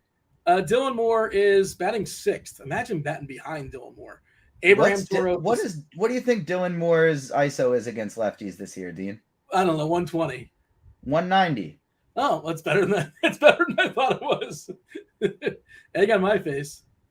15% walk rates, 340 WOBA. I think it's interesting. 190 is okay. That's fine. Yeah. I thought he was worse. Maybe he's worse against righties, or maybe he's just not as bad as I want him to be for some reason. Many years ago, he was a huge prospect. I don't think Dylan Moore is that bad. I feel like he's just struggled with a lot of injuries. Yeah, bad call by me. I take the immediate L. Insta L for me. He's one of those guys that, on FanDuel, if I wanted to do a contrarian Seattle stack, which I don't mind because you got J-Rod back in the lineup. Sears has just given up so much power to righties. I don't think it's crazy to take out the probably most popular player. I mean, it doesn't matter because it's Seattle, but if anyone on Seattle is going to be owned today, it's going to be a super cheap Haniger on FanDuel. And so for me, it would be just a quick little sub in of Dylan Moore for Haniger, but that's already too long spent talking about Dylan Moore. Yeah. No big dumper, by the way. Raleigh, I think, is dealing with an injury, if I'm not mistaken. He's not in the lineup for Seattle. But Haniger at 2-3 on FanDuel, we're going to get to the outfield in a second. It seems like if you're playing cash games, that seems like a really, really solid cash game play. I know it doesn't look like a cash game, whatever. Just I want as many positive spots, and that seems like a positive spot, despite the fact the ballpark stinks. But 2.3K versus Sears, feel pretty good about that. You want to jump to the outfield? We got the crunch time crew at about 5 minutes or so jumping in. You got DerekCarty, you got Roth, and you got single game, three entry max specialist Tim will be jumping on as well, taking you straight up the lock, answering all your questions. If you're premium members, I see some people in YouTube chat, like I saw him the other day, like, man, Roth is ignoring my question. He's not ignoring your question. He's first accommodating the Discord channel that has the MLB Crunch Time, premium members. And once those questions run through, then he'll jump over to YouTube. But he's not neglecting you. It's just, if you're a premium member, that you should be over in the Discord channel. That's where your questions are prioritized, just to clean that up. What do you have as far as outfield today? So Aaron Judge is the best play always. We got Ronald Acuna Jr. projected higher than him today, which sure, fine, but it's Aaron Judge. Like he's on a different planet than everybody else in the world this year. So to me, it's Judge is the top option, and then the tier 2 is Acuna and Trout. Those are my next options. My tier 3 of guys would be Ohtani as well as Mookie Betts. And then on FanDuel, you still have the wild mispricing of Juan Soto at $3,100. So that's something that I think is very interesting for cash as a tournament one-off, whatever. Outside of those guys who are just kind of like my general favorite outfielders, I love these Rockies players. I've talked about the Rockies all show. I'm going to be playing lots of them. Randall Grichuk, Jonathan Daza, and Charlie Blackmon. I'm going to be getting a lot. Are you with me that I had a hard time ranking my favorite outfielders today? Like typically I have a hard time cutting players. I don't think outfield is as deep as it should be for an 11-game slate. Am I wrong in saying that? It's just I didn't like a lot in the outfield. Which is kind of a weird thing to say, but that's kind of where I was at. It's very top heavy. Like I don't think we have a lot of these like crazy good value plays like we usually do. If we get Trace Thompson in a good spot, I think that'll be very interesting. But like you got these San Fran guys who you're worried about the pinch hit for. We don't have the Dodgers lineup yet, so I don't think there's a ton of like great value yet, which is why we're interested in some players like a Jake Cave. But it's at the top. I think it's still a very strong position. See a few questions in chat. We'll accommodate those before the Crunch Time crew comes in. How do you feel about Charlie Blackmon as a last in on DraftKings? I guess you like the Rockies, so it is 2022 and he's lost a step and this bat's not as good as it once was. But Blackmon for the Rockies, you in? Yeah, I have no problem with that. George wants to know FanDuel cash, d'Arnaud and Michael A. Taylor versus Sal Perez and Haniger. I think that's the second. It's Perez and Haniger. I like d'Arnaud, but yeah, Perez and Haniger for sure. Yeah, give me the stack or the player or the pitcher, the player that you want, you like, you think is good, but for whatever reason they're just not cracking your lineup. You're most nervous not having. Before we get to that, I'm just looking at the last piece, Charlie Blackmon thing. I am good with it. I have no issue with it, but I do like Randall Grichuk for cheaper, and I would rather, if I could afford it, get up to Acuna if I don't have him yet. By the way, Carty is going to be on here shortly. I just took a peek at the bat. Dylan Moore, 40% chance of pinch hit risk. Ooh, Slater, 35%. We were talking about Slater leading off 35%. Lewis Brinson, 61%. I think he's buried in that lineup, if I'm not mistaken. I think he's batting ninth, but yeah, I mean, San Fran is the one you got to be on most alert for. But anything else sort of interesting here? But my answer to that is Judge. I don't play enough Judge. When I play him, he doesn't homer. When I don't, he hits like 4. He's the guy. I'm not sure if I'm going to get there today or not. And I feel like I should because he homers all the time. But salary cap reasons, I don't know. I haven't made my lineups yet, but I'm not sure how much Judge I'm going to have, and that's always concerning. Like my currently winning has dropped so many times after he homers because everybody else realizes that homers are good. We should probably roster this guy, and he's got 59. You see, and again, Roger Maris, the great Roger Maris, 61 homers and 61. His family is in attendance to watch a couple more homers from the Yankees today. Aaron Judge specifically.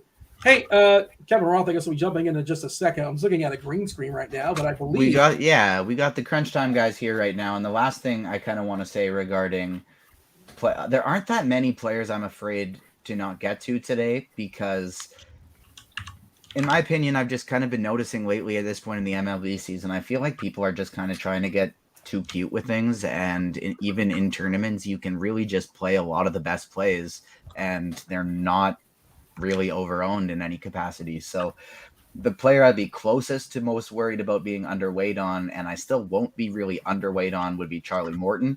And that is more so just because of how overweight to Castillo I'm going to be. Let me give you one more 2v2 if you don't mind. Shohei Ohtani. These are some names we haven't really talked about a ton of. Shohei Ohtani, and I guess that's Nestor Cortez, or Aaron Judge and Adam Wainwright, who's throwing baseballs tonight. We did not really acknowledge it, but he's doing it. I don't know the format, so I don't really know, Yeah. but I guess I'd probably go Shohei and Cortez. What's up, Roth? You all good now? I see you scrambling a little bit, but we're good to go. A little bit. Trying to plow down a hot dog over here. Got some water. I'm ready. I'm set now. Is a hot dog? Is that a go-to? Is that in the rotation, or just a? It's pretty rare. I was just kind of had a hankering. Went to the grocery store. I was like, how about some hot dogs? So yeah. You got a brand of choice? Are you loyal to the Nathans or the Ballpark? What? No, it's even bougier than Nathan's. It's called the Great American Hot Dog or something. It's very, very hot dog. I feel like Carty would never eat a hot dog. Carty, are you on Team Hot Dog? Yeah, I'll eat a hot dog on occasion. It's not a staple of my diet, but at a barbecue or whatever, or at a ball game.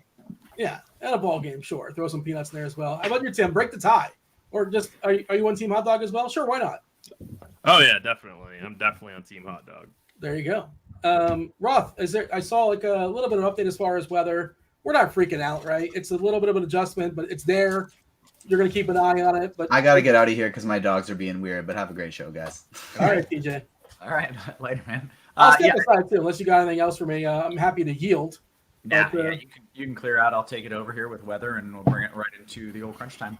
Roth, were you in the shower or in the rain or something? What am I seeing? Is this a precipitation of some sort? No, I'm very greasy. I played basketball. I'm sweating. I've been chasing kids, and I'm plowing a hot dog. It's not my finest moment. Okay. You got the meat sweats going on or something. I don't know. Yeah, it's not my greatest moment, but it's okay. I made it. I'm here. Roth, I'm going to yield to you, the Fanduel sponsor, Crunch Time, on behalf of TJ. Appreciate y'all watching the front half, front three quarters, if you want to get all technical, right? Myself and TJ. Now is the start of the Fanduel sponsor, Crunch Time. You got Tim, you got DerekCarty, and you got Kevin Roth. Roth, take it over. Indeed. Appreciate it, Dino. As always, welcome to it, ladies and gentlemen. This is indeed Crunch Time, and it is sponsored by FanDuel. If you haven't signed up for the FanDuel Sportsbook yet, you got to do it. If you're in a legal sports betting state, take advantage of their fantastic bonus offer.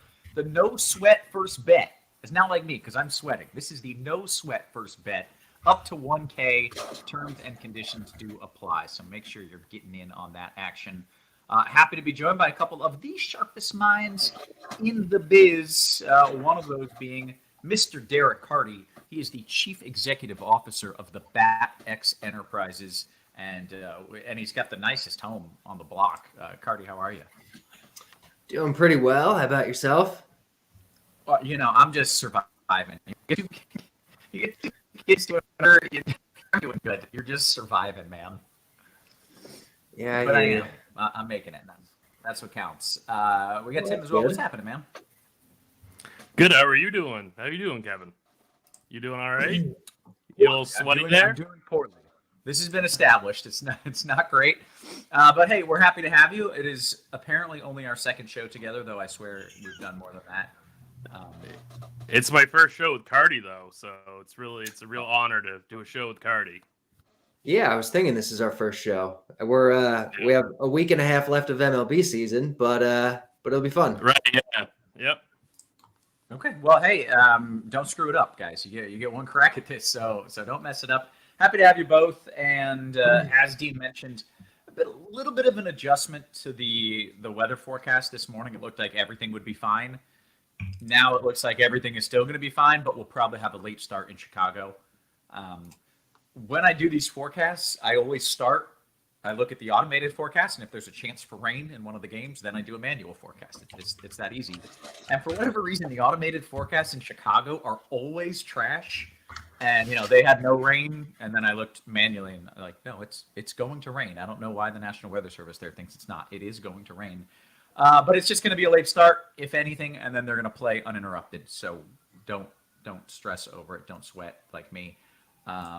It'll be good. So with that out of the way, let's just talk about this slate in general. Carty, you want to discuss, the overall outlook while I finish this delicious fancy hot dog? Yeah, I mean, on this slate, I feel like pitching is fairly straightforward. There's a couple guys that are going to go under-owned, but like the best guys are obvious. They're going to be super chalk. I think there's ways to get different on the hitting side for sure. We have some core stuff that'll probably be a little over-owned, and so there's definitely ways to get away from it that are good. Okay, well, let's talk about some of the pitchers first. That's how I like to kick things off, and then we'll start talking about some of the stacks and the individual plays. Yeah, so, the top tier tonight is Luis Castillo and Charlie Morton. They project basically the same. They're kind of a tier to themselves up top.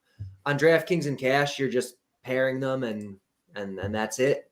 On FanDuel, you have a decision to make. There's really not a wrong answer.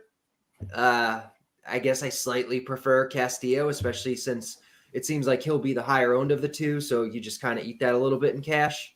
In GPPs, maybe you lean a little bit more towards Morton, but there's really no practical difference between the two of them. They're both good pitchers, both in really good matchups, and that's kind of that. After them, you kind of have Nestor Cortez as like the third. On FanDuel, the ownership discount on him is going to be pretty significant, so I like him quite a bit in tournaments. On DraftKings, maybe not so much, but he's fine. And then there's Patrick Sandoval, who's kind of right behind him, who is quite a bit cheaper on DraftKings, 7.4K. I think he's probably one of the better GPP guys if you're trying to get away from Castillo and Morton.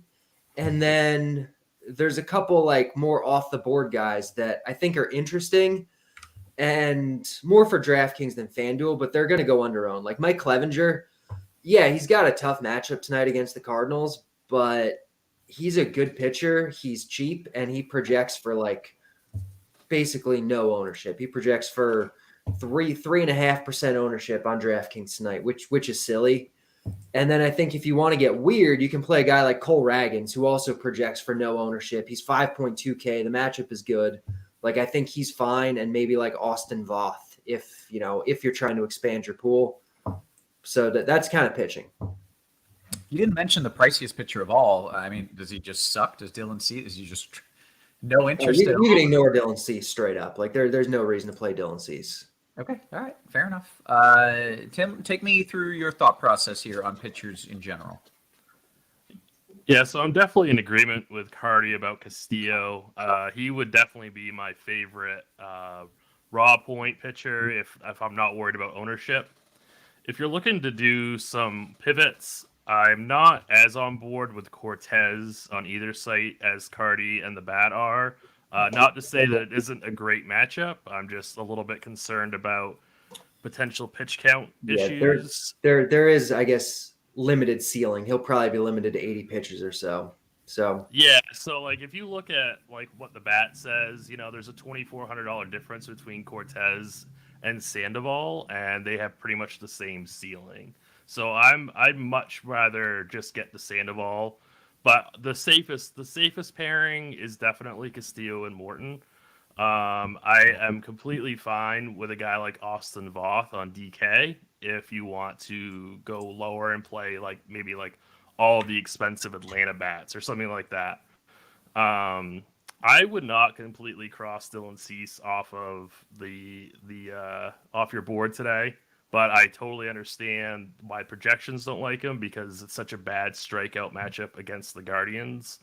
However, his strikeout percentage is so high that I think that his ceiling is so good, and I don't think he's going to be that high owned today.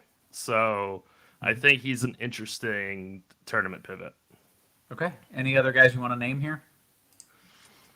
I don't think so. I think I named everybody that would be in my pool. Okay, great. Then let's talk about some of the bats and some of the stacks. Is there a chalk stack? If so, what is it, and what do you like that's a little sneakier? Yeah, so I think the Giants will most likely be very high owned. I think it's going to be the Giants and Atlanta. I just want people to understand that if you do stack the Giants, they do come with a lot of pinch hit risk. And I know Kyle Freeland he's not horrible. He's not like a complete gas can. So they might end up being a little bit overowned today. The other thing I want to talk about is the Dodgers. We aren't going to have their lineup quite yet, and I know that Trey Turner left the game early. He got hit in the back in game 1, and he got hit and left the game. So you might end up seeing some of their younger guys play a heavier role in the game tonight, which could open up some value. So it's kind of lineup dependent, but I like the Dodgers quite a bit. Okay, Carty, you anything to add here to this list? No, I kind of agree. Like, I think the Giants are going to be overowned tonight, especially when you consider the pinch hit risk. I mean, they're fine, but they don't even project as the best team today. The Braves and the Dodgers both project just straight up better than the Giants. So I like Braves. I like Dodgers quite a bit. The only issue, like we just said, we don't know what the lineup's going to be. There's some uncertainty there, but I do like the Dodgers quite a bit. And then I think the Royals are really good tonight and will come in too low owned. And I think the Brewers are also very much in that boat. Okay. And maybe even the Yankees. Like, I was gonna ask about the Yankees. They've got pretty good hitting weather. Winds are blowing out to right at 10, and it's the Yankees, so a little bit of interest. Yeah, I do have some interest. And I do agree with Carty quite a bit. And of course, there's good hitting weather in Kansas City, I believe, right, Roth? Isn't it like 90 degrees there and a little bit of wind blowing out? Yeah, but yeah, it looked pretty good. Yeah, I really, it's like Bundy gives up so many fly balls, especially to right-handed hitters, and he has no strikeout ability against lefties. So I could see things getting away from him pretty heavily in that game. Yeah, and you nailed it.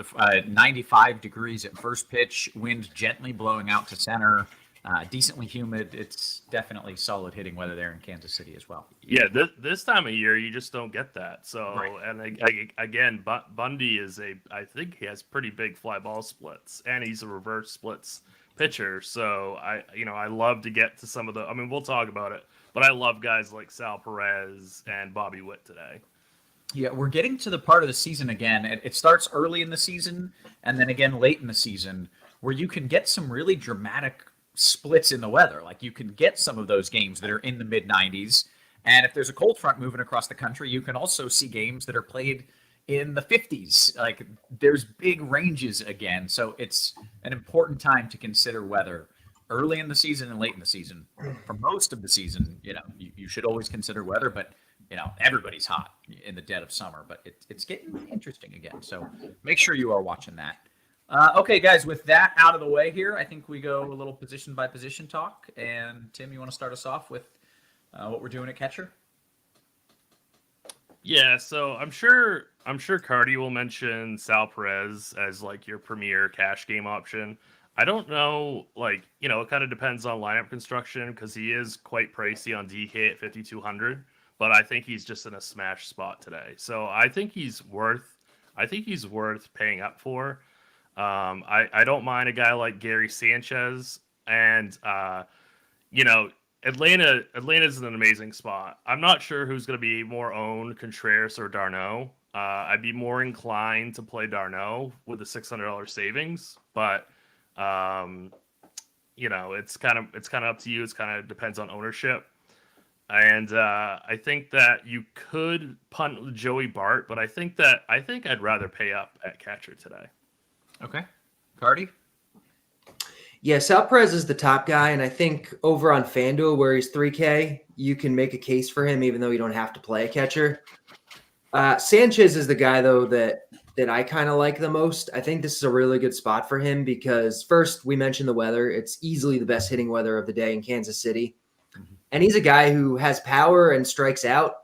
And he's facing Zach Greinke, who really has a very difficult time striking anybody out. So just the odds of Sanchez making contact going up against a guy like that just really kind of raises his ceiling. So at 3.2 on DraftKings and 2.2 on FanDuel even, I think he's a very good play. And then I like Will Smith and Dodger stacks, d'Arnaud and Contreras in Atlanta stacks. That's catcher. Okay, take me to first base, Carty. So Freddie Freeman's probably our top guy, assuming he's in the Dodgers lineup. Probably not for cash games, but certainly in those Dodger stacks. I like him. Rowdy Tellez, though, is the guy that projects well and is reasonably priced. He's 4.3 on DraftKings. He's 2.7 on FanDuel, and he projects as a top 2 or 3 first baseman on the slate, whether depending whether or not you include Ohtani. So on FanDuel, it's Freeman, and then Rowdy's number 2, and he's 2.7K. So you don't really have to get too cute. Play him for sure. Wilmer Flores at 2.8 on FanDuel, you can think about playing also. He's eligible at a bunch of different spots, but he's an option at first for sure, and he's really good. And yeah, that's I think that's kind of all you have to do in cash games. I guess on DraftKings, if you want to go cheaper, you can play a guy like JD Davis in Coors. You can play Luis Arias. You can play Vinny Pasquantino in that KC game with the Heat. And certainly the guys in your stacks, Rizzo in your Yankee stacks, Olsen in your Atlanta stacks, all that good stuff. Okay, Tim, what are you doing at first? Yeah, there's only 2 things that I would add. One is don't forget to, include Matt Olson in your Brave stacks. I think a lot of people might shy away from a lefty-lefty matchup against Corbin. But, if the Braves smash him, then it's all about that Washington bullpen, and Olson should be right in the thick of it. And also, I don't think a lot of people are going to pay up for CJ Cron today. The Rockies are not getting the amount of ownership that I figured they would. It's going to be a bullpen game against the Giants. So, it is Coors Field. They are expensive, but I think that'll keep ownership down. Okay, great. Take me to second base. Yeah, so Estrada for the Giants is batting second at 4,300. I know that he's going to be popular, but I do like him today. I think he comes with very limited pinch hit risk. So if there were a couple Giants, it would be Estrada or Flores. Like Carty said, Flores is tri-positional eligibility on FanDuel, and he's going to be very, very popular. But like I said, I don't think he's going to be pitched in for. So I think he's actually reasonably good chalk. And he's, he gets the platoon. He gets a decent matchup. I like Ryan McMahon quite a bit. He was really bad earlier this season, and all of a sudden he's come on strong, and his hard hits are hovering right around 50% on the season against righties. So I really like the Rockies in tournaments today. Okay, Carty, what are you doing? Yep, I like Estrada quite a bit. I like Flores on FanDuel quite a bit. Max Muncy, assuming he's in the Dodgers lineup, I like quite a bit on FanDuel at 3K. I think Ketel Marte is also probably in play over there. On DraftKings, though, if you're not doing Estrada, I think the cheaper Minnesota guys, Arias and Nick Gordon, both very much in play here. And then it's, your stack guys. Okay, easy enough. Third base, Carty. So Bobby Witt Jr. is in a really good spot tonight. We mentioned the weather. We mentioned Bundy. All that kind of good stuff. He's expensive on DraftKings, but I like him quite a bit. You can play him at third or short. Evan Longoria hitting third in Coors. Probably not a lot of pinch hit risk for him. Sorry. So I like Longo quite a bit. JD Davis in the same lineup. Over on FanDuel, Longo's 3K. We have Muncy again. We have Flores again. It's really just a matter of how you're going to juggle the positions, but these are kind of like the premier guys today. And then it's like Austin Riley in your stacks, or Muncy in your stacks, or Justin Turner in your stacks, or whoever. Okay, Tim, third base. Yeah, I currently have Bobby Witt in my single entry team on DK, so I obviously have no issue with that. He's one of my favorite home run calls of the day. Evan Longoria, I like quite a bit, especially, really on both sites, but it's tough because I want to pay up for Riley or Witt on DK, and you can only play, you could play Witt at short and then do Longoria at third. But I think that you could do JD Davis also. And then I think that one guy that nobody's going to play is going to be Jose Ramirez against Dylan Cease. Like, Carty and I are a little bit different on our feelings about Cease, but I'm sure that we agree that Ramirez is, he's one of the best hitters in baseball, and nobody's going to play him today. So Yeah, I like it. Yeah, so I really think that he's a good tournament play. Very nice. All right, how about a little shortstop talk, Tim? Yeah, so I don't think Trey Turner is going to be in the lineup today. I mean, that could just be me speculating, but given that he was hit by a pitch and left the game early, and the Dodgers aren't playing for anything, I doubt he's going to be in the lineup, but I could be wrong. Like I said, you could play Bobby Wood at short and play somebody else at third. Carlos Correa. And I forgot to mention, I don't mean to backtrack, but I believe Miranda's in the lineup for the Twins, and I think he's first base, third base eligible. I like him a lot today, too, on both sites. So I just wanted to throw that in there. I like that Twins side of that game also. I think Javier Baez is a solid punt on FanDuel. He's always cheap over there, 2,800. I don't mind punting short today. So I think that that's an okay play. And then also Nick Gordon is only 2,200 on FanDuel. He's a pretty decent punt. He's batting fourth. Wow, that's crazy. Yeah, so he's a pretty good punt also. Okay, excellent. Carty, your thoughts at shortstop? Yeah, I want to get up to Bobby Witt if I can. Correa is also really good. That's kind of it, I think, for cash for me. And then it's just guys in your stack, Swanson, Adames, whatever you're stacking. Okay. Let's go to the outfield, and we got a question from Reggae Joe, just high end, right off the top. Trout or Judge? Judge. It's Judge for me. Yeah. It's Judge for me. All right. Carty, talk to me about the rest of the outfield, what you like up there, and then if we're saving a little bit of monies too. Yeah, so we have our cores guys. Austin Slater's leading off. Big pinch hit risk, but he's still a really good play in cash. You have Estrada, who's outfield eligible. You have Yastrzemski, who's good. On the Colorado side, you have Michael Toglia for 3.5 on DraftKings, so I think he's certainly playable. Outside of course, Mookie Betts I like quite a bit, especially on FanDuel and especially in those Dodger stacks. Ronald Acuna I like a lot in cash on both sites or in Atlanta stacks. Juan Soto is 3-1 on FanDuel, and that's just silly. He's kind of a lock. Mitch Haniger is always too cheap over there, so he's a good play. Joey Gallo, if he's in the Dodgers lineup, is going to be a really good play either as a one-off or in the stack. Hunter Dozier for KC, either as a one-off or in that stack or in cash at 2-3 on DraftKings. He's fine. Yep, that's outfield. Okay, Tim, some names you want to add to that list, or maybe names that you disagree with and want to take off that list? I really like his call on Yaz today for the Giants. I think he's going to go relatively under-owned, batting, I believe it's 8th in that lineup, and they're definitely trying to shield him against Freeland. And hopefully if the Giants stat goes off, there'll be some righties coming out of that bullpen, and Yaz will be in a really great spot to take advantage of that. So I think that's a great tournament call. Ronald Acuna is way too cheap on FanDuel. He is going to be extremely popular. I see no reason not to be overweight him in tournaments today, despite the chalkiness.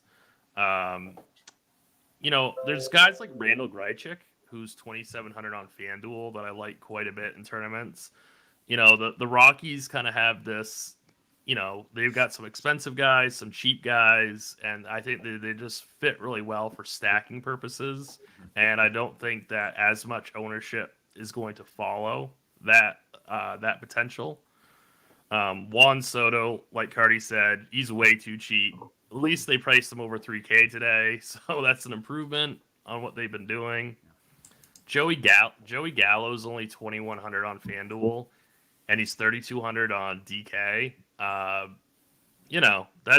It's home run or bust with him, and certainly shouldn't be played in cash games, but I do like his ceiling quite a bit for tournaments. Mitch Haniger on FanDuel is 2,300, and I really like him today in any format. Okay. Okay. Peter says, hey, 3,600 left on DK in the outfield. Who do you like? Did you say Gallo was 3,600? It's 3,200. You could do Gallo. Yeah. Anybody and I think you could play him in cash or tournaments. See, I'm a little bit conflicted about Slater.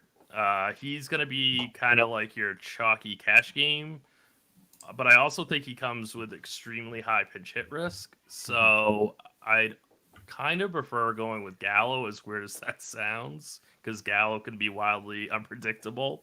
Yeah. But also Michael Toglia for Colorado I think is a really good play at 3,500. So that might be your larger field tournament play today. Very nice. Actually, someone in the chat, Logan, said, I'm going Toglia over Slater because he does not have the same pitch hit risk. So yeah, that's really not that bad a play at all. I don't mind that. Yeah, very nice. Okay, guys, let's get to some of the QQs, and I always like to start with this one. Let's rank your favorite stacks. Just if you're trying to take down, a single entry GPP. Tim, give me your favorite stack and then your second favorite. Ooh, I think it's Kansas City. And then I think if you really want, full disclosure, I'm stacking Kansas City and San Francisco. Mm-hmm. I think if you're going to like more larger field type contests, though, I think you might want to consider Kansas City, Colorado. Okay, very good. Carty, your favorite and your second favorite, trying to win a GPP with them.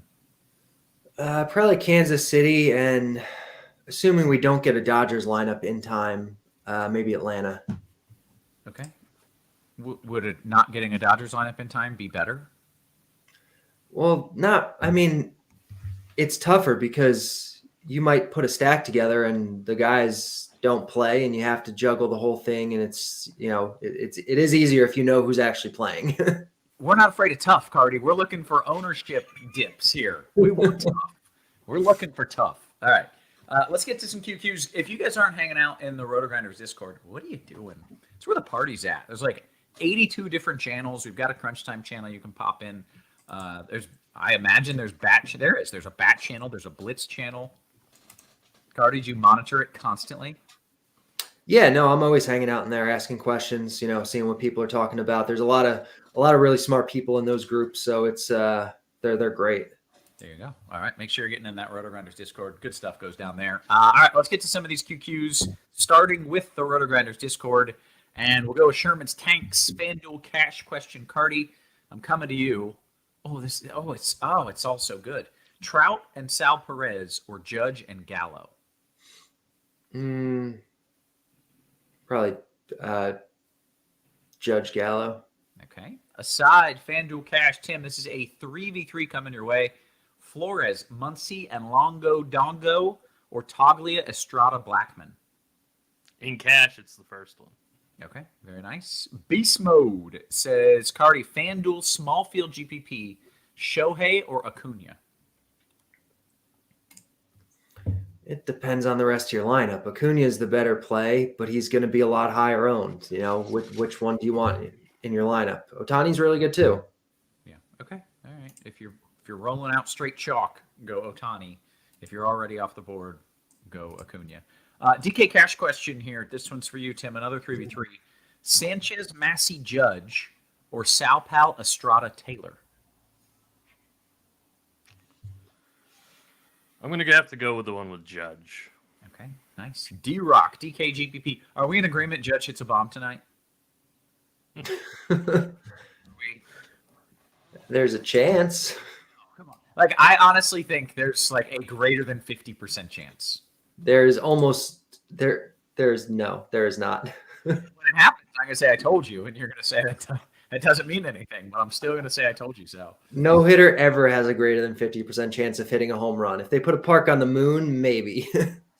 Judge tonight. Okay, D-Rock. This is DKGPP. Okay, with the Colorado stack, Carty, Arenado, Henderson, or Witt, Rengifo? Witt, Rengifo. Great. MA says, hey, I'm currently getting a lot of Mark Vientos by DK GPPs. What is his pinch hit risk? Devin actually answered this.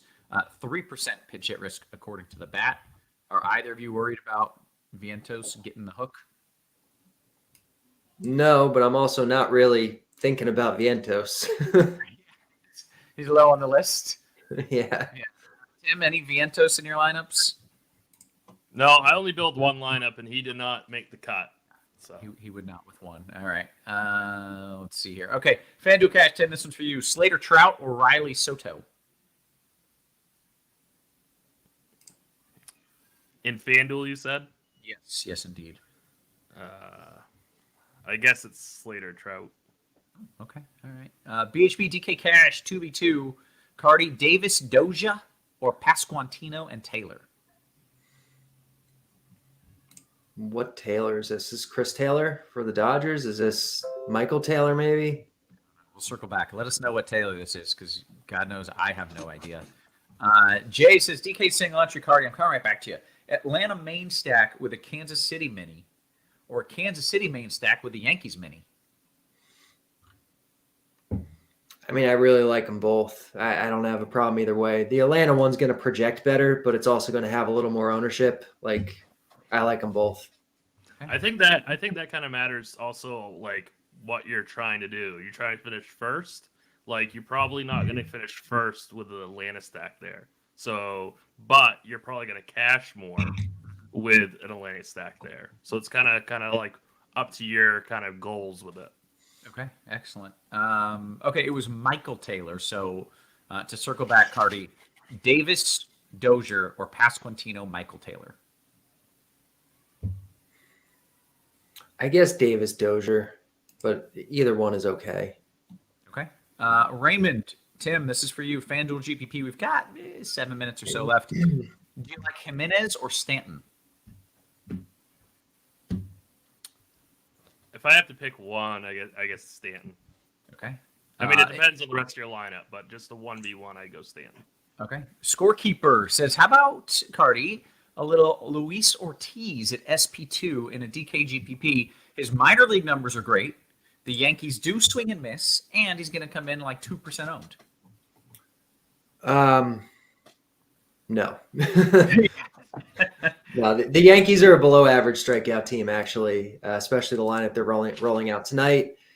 I don't see any need for it. If you want to get weird, like, you can play better guys than that. You can play Clevenger, you can play Raggins, you can play Voth. I don't see any need to go down to someone like Ortiz. Okay, very nice answer. All right. Steve O says, Tim, DK GPP and a Mariner stack. Do you prefer Santana or France? Well, Santana is red hot, but I still would go with France. Oh man, we like hot streaks around here. Carty loves them. This MT Red Sox says, hey Carty, if the bat is a full run higher than Vegas with Cleveland's team total, should we have more interest in Cleveland 3-man stacks? Yeah, I'm okay with that. Like, they're gonna have zero ownership, and it was mentioned. Jose Ramirez was mentioned before. Like he's great, and no one's gonna play him. Probably not a full stack, but yeah, if you want to do Ramirez, and I don't know who else you'd play with him. I guess like Josh Naylor. Is Naylor? Yeah, I guess Naylor and maybe Ahmed Rosario or like something like that. Like I'm fine with that. Okay, nice. Jay Sam says, hey, Tim, this might be a dumb question, but what main guys for the Dodgers do we expect to play tonight? Do you have any thoughts about? I don't think there's any way that I can answer that question, if I'm being honest. It's not a stupid question. I just, I think that Turner's going to be out. I don't think Muncy started the early game, so I assume that Muncy will be in. But that's the only takes that I really have on that.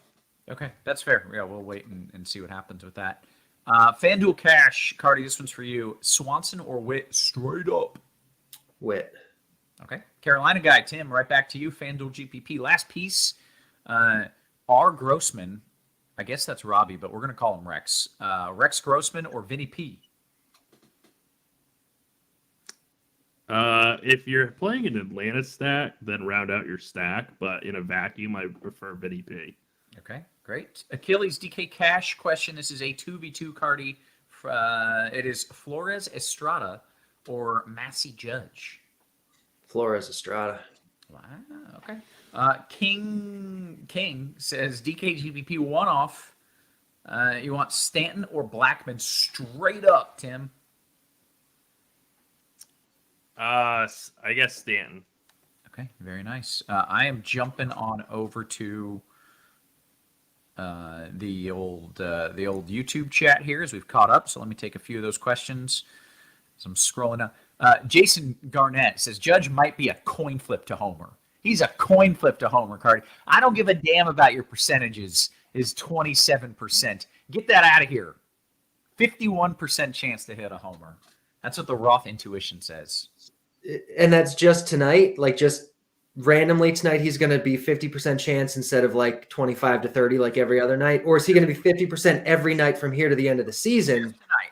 Nope. Just In tonight. which case, you're projecting him to hit, what, 10 more home runs the rest of the year? No, you might do that. But no, just tonight, 51%. Okay, let's see if we can find a legitimate question here. Is Nick Gordon a good pivot off of Daza? I didn't really hear you. I'm sorry. Nick Gordon, what? Is he a good pivot off of Daza? I think Gordon is a fine play in any format today as like a punt option or as part of a twin stack. Okay. Josh Gillum says, Carty, who is the higher pinch hit risk, VR or J.D. Davis? VR, the bet has it 25%, Davis at 16. That's just so convenient. You got that tool right there. If you don't have the bat, you got to get it. At this point, Carty, is it true if they buy the bat, they get the blitz for free? No, it is not. Okay. They're already too cheap to begin with. You don't get 2 for 1. I'm working on some marketing. You can, get people in. No, all right, I'll shut up. I'll let you do your own marketing. No, come get the blitz. You don't get it for free. All right, Mike says FanDuel 3,100 or under. Tim, I need an outfielder at the last spot. Tim, what do you think? Well, Soto's going to be your chalk option. I mean, if you're playing cash, I like Yevskremski for tournaments quite a bit, batting 8th for the Giants. So, and then Stanton. So it's kind of like Soto's your safest play, but I prefer Yaz for tournaments.